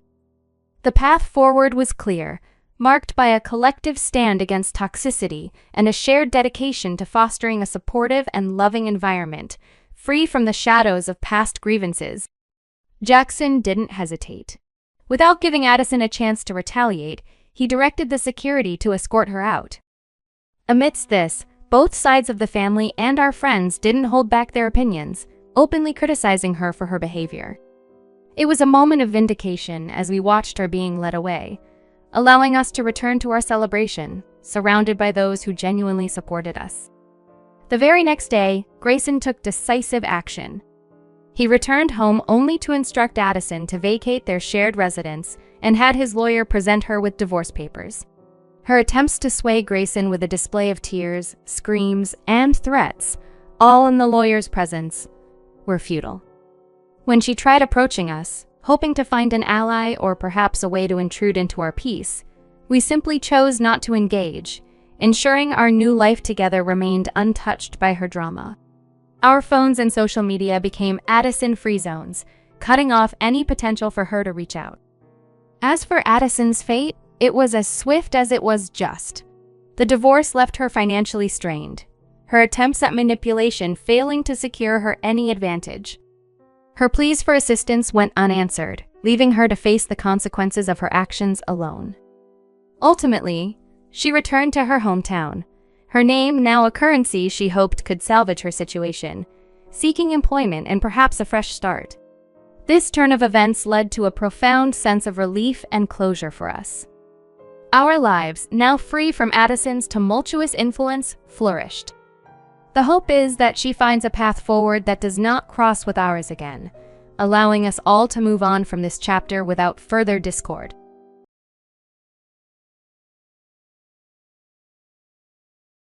One day, out of nowhere, my husband William dropped a bombshell on me. With a wide grin, he announced his plans to use the $2 million inheritance I'd received to give our family home a complete makeover. I was dumbfounded, my words trapped in a throat tightened by shock. This inheritance was a parting gift from my dear father, a secret I had kept close to my chest, especially from William. Over the years, his controlling nature had grown, igniting thoughts of divorce in my mind, and revealing the existence of this money to him was the last thing I wanted. His greed was no secret to me, but how he unearthed this particular secret was beyond my comprehension. When pressed, William confessed to having coerced my mother into revealing the inheritance. I was livid, unable to fathom his audacity. Our arguments escalated, yet he remained unfazed, dismissing my concerns with a smirk, declaring the renovation plans as final. My name is Ava, a 25-year-old branch manager employee. My hectic job schedule left little room for romantic pursuits, so I took a leap of faith and registered with a matchmaking agency. That's where I met William, a cheerful car service driver, a year my senior. Our paths would likely never have crossed otherwise. Meeting someone like you, Ava, feels like I've hit the jackpot, he said, his cheeks flushed with a bashful red. I reciprocated his feelings, and when he proposed marriage with such earnestness, I didn't hesitate to say yes. Our love story began on a high note, culminating in marriage 4 years ago. Initially, our marriage was filled with love and mutual admiration. William often praised my work ethic and success. However, as time passed, his demeanor shifted.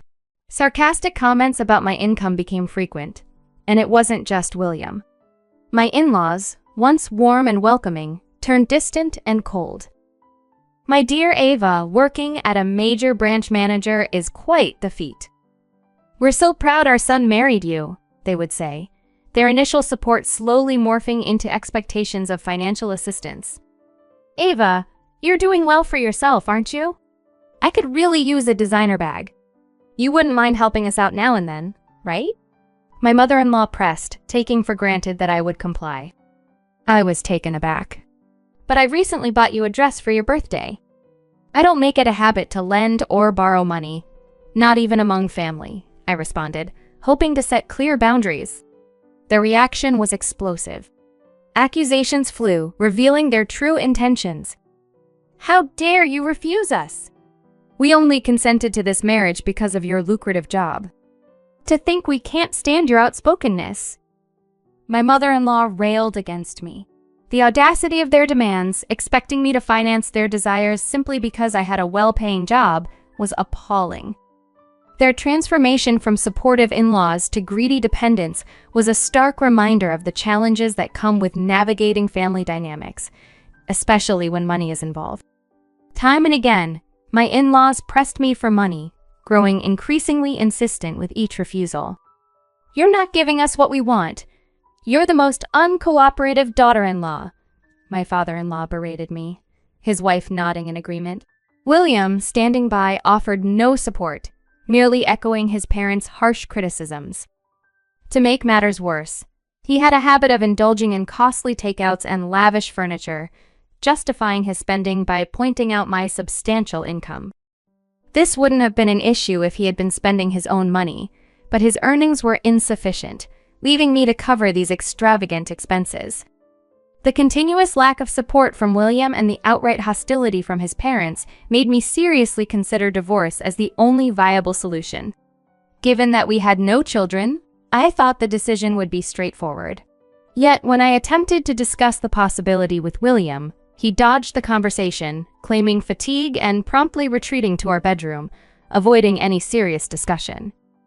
During this turbulent time, I received distressing news from my mother. She informed me that my father was seriously ill and required immediate hospitalization. I hurried to prepare for a visit to the hospital.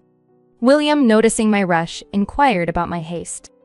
I explained my father's critical condition, only to receive a disinterested hum in response.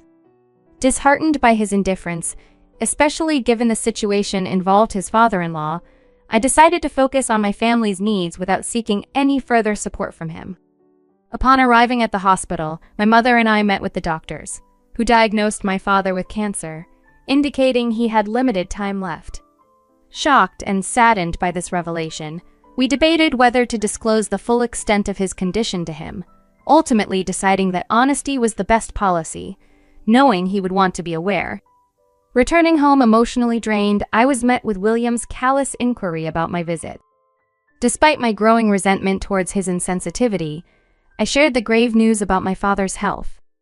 His response was cold and tactless, even hinting at the stress our potential divorce might cause my ailing father. This lack of empathy from William only deepened my resolve to end our marriage, underscoring the vast emotional chasm that had developed between us. William's insensitive remarks about being ready for a divorce anytime only served to deepen my resentment towards him. His thoughtless comments about my father's illness and the prospect of divorce left me feeling even more alienated. Despite this, I chose not to discuss the possibility of separation further with my father already in a fragile state. It seemed to William that avoiding the divorce conversation was a win for him, which only emboldened his disregard for my feelings.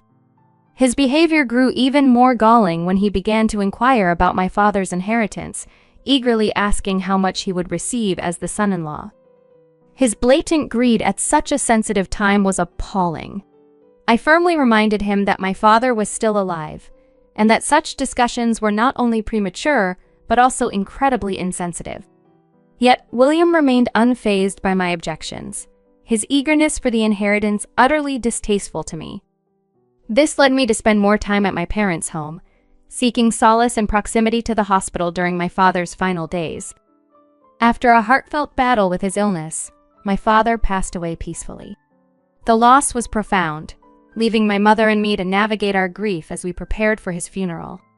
Despite our estrangement, I felt it necessary to inform William of my father's passing and the upcoming funeral, adhering to the formalities expected between us as spouses, however distant. His response was perfunctory, devoid of genuine sympathy. I had held a faint hope that he might show some respect by attending the funeral, but he did not, confirming his lack of empathy and consideration. Following the funeral, a meeting with my family was convened to discuss the inheritance, as per my father's wishes. The proceedings went smoothly, thanks to my father's foresight and planning. It was a small comfort, providing a sense of closure amidst the sorrow. With a heavy heart, I returned home, bracing myself for what lay ahead with William. Upon my return, William's reaction was predictably self-centered, showing more interest in the financial implications of my father's passing than in offering support or condolences. This further convinced me of the need to sever ties, as the gap between us had grown too wide and too deep to bridge. My resolve to pursue a divorce was solidified, driven by the desire to find peace and start anew, away from the toxicity that had come to define my marriage with William. Upon William's unexpected revelation that he intended to use the $2 million inheritance for home renovations, I was utterly astonished, finding myself momentarily voiceless. This was the first I'd heard of any plan regarding the inheritance, and William's knowledge of the amount was a complete shock to me. "What are you talking about?"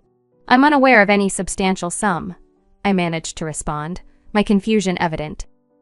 William, with a dismissive laugh, admitted to having pressured my mother into disclosing details about the inheritance by threatening her with divorce. His manipulation was appalling. To stoop so low as to threaten my mother just to get your hands on the inheritance is despicable, I retorted, my anger surging uncontrollably.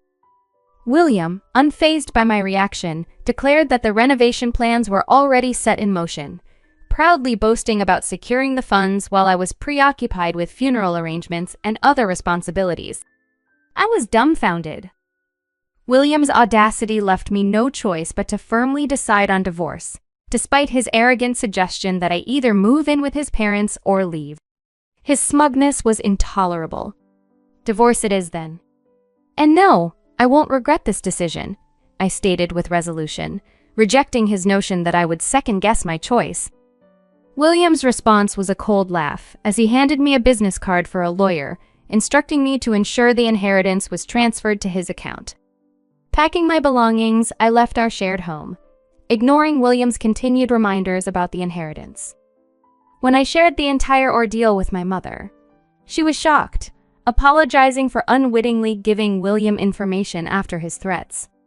I reassured her, emphasizing that William's actions were inexcusable, and asked if I could stay at the family home temporarily. She agreed without hesitation. The next day, my phone was inundated with calls from William, all of which I ignored. His persistence escalated to him showing up at my parents' house, causing a scene in an attempt to force a confrontation. Despite my reluctance, my mother suggested I speak with him to avoid further upsetting the neighbors. Although skeptical of any productive outcome, I was prepared to face William, if only to assert my decision and seek an end to this turmoil. Understanding the gravity of the situation, I hesitantly engaged with William, who refused to leave our doorstep. Keeping the security chain fastened, I cracked the door open only to be met with his demand for the $2 million for renovations he claimed he couldn't afford without it. His frustration was palpable as he tried to push his way through the door. Staying composed, I informed him that the situation was being reviewed, which only added to his confusion. "What do you mean under consideration?" he questioned, bewildered. It was then I revealed the truth that my inheritance was not in cash, but rather my father's vacation home, which naturally couldn't be transferred to him. William's shock was evident as he struggled to comprehend how he had prematurely committed to a renovation contract based on expected funds. I trusted a family connection in the construction business, believing the inheritance would be available soon, William admitted, his plan unraveling. I reminded him of my previous warnings about the precarious nature of his assumptions regarding our divorce and the inheritance. His desperation grew as he revealed a $45,000 deposit already paid, with plans to cover the rest through installments now dashed. William tried to assert that as my husband, he was entitled to a share of the property, but I stood firm. "You're mistaken, William. Inheritance law clearly states that such property is mine alone. We're no longer a unit, but strangers," I declared confidently. His frustration quickly turned to anger, and as he raised his voice, threatening to halt the divorce proceedings and demanding the inheritance, my mother, sensing the escalating threat, called the police. William, realizing the seriousness of our actions, retracted, but not without a parting sneer, proclaiming he was done with the situation before making a hasty exit. Following his departure, the police arrived. Their advice clear: prioritize my safety and maintain a strict no-contact stance with William. They suggested keeping the doors locked at all times and to act as if I was not home if he returned. The officer's guidance was a sobering reminder of the importance of safeguarding myself against any further confrontations, marking a definitive end to a chapter filled with turmoil and uncertainty. 6 days after the incident with William, the police contacted me about some crucial documents related to my father's estate. I had placed these documents in my bag for safekeeping when I moved back to my parents' home post-divorce. To my dismay, I discovered they were missing, a mystery that was solved when the police informed me they had been recovered. Upon arriving at the police station, I was taken aback to find William there. The shock deepened when it was revealed that William had stolen the documents. Confronted for an explanation, he looked defeated and attempted to justify his actions. He claimed to have rifled through my belongings, mistaking the significance of the paperwork he found for liquid assets from my inheritance. William admitted that his realization of the document's true nature, the title to my father's vacation home, only came after I clarified the inheritance wasn't in cash. His plan had been to sell the title, wrongly assuming it would be an easy conversion into cash, dragging my in-laws into his scheme to approach a real estate agent. However, their efforts were futile since the property was still legally under my father's name, and the inheritance had not yet been officially divided among his heirs. I was in the midst of legally transferring the title to my name, which would prevent William from selling the property without my agreement. As the real estate agent refused to proceed with the sale due to these complications, William's frustration boiled over, leading him to make unfounded accusations against me to the police. He desperately pleaded his innocence, claiming he was attempting to sell the property on my behalf, a stark contradiction to his earlier admission of theft. In response to his erratic behavior and false claims, I remained calm, clarifying to the officer that I had not authorized William to sell anything. The documents he had taken were merely copies, rendering them useless for his intended purposes. Despite his protests and attempts to shift blame onto me, it was clear William had acted alone in his criminal endeavor. The situation escalated as William, caught in his web of lies and facing the consequences of his actions, could do nothing but express his frustration. It was a moment of reckoning for William, forced to confront the reality of his actions and their impact not just on me, but on himself as well. Following William's arrest for theft, the fallout was immediate and widespread. The news of his arrest, combined with the forfeiture of the $45,000 deposit, thrust my in-laws into an unwelcome spotlight, revealing them as the family of a convicted criminal. The community's reaction forced them to leave their town, seeking anonymity elsewhere. However, their troubles didn't end with relocation. My in-laws, unable to let go of their grievances, began to harass the real estate agency that had exposed William's fraudulent scheme. Their actions, driven by resentment, included making menacing calls and spreading false rumors, all aimed at discrediting the agency. In response, the agency, rightfully incensed, pursued legal action against them for obstructing business operations and attempting fraud by trying to sell a property that was not theirs.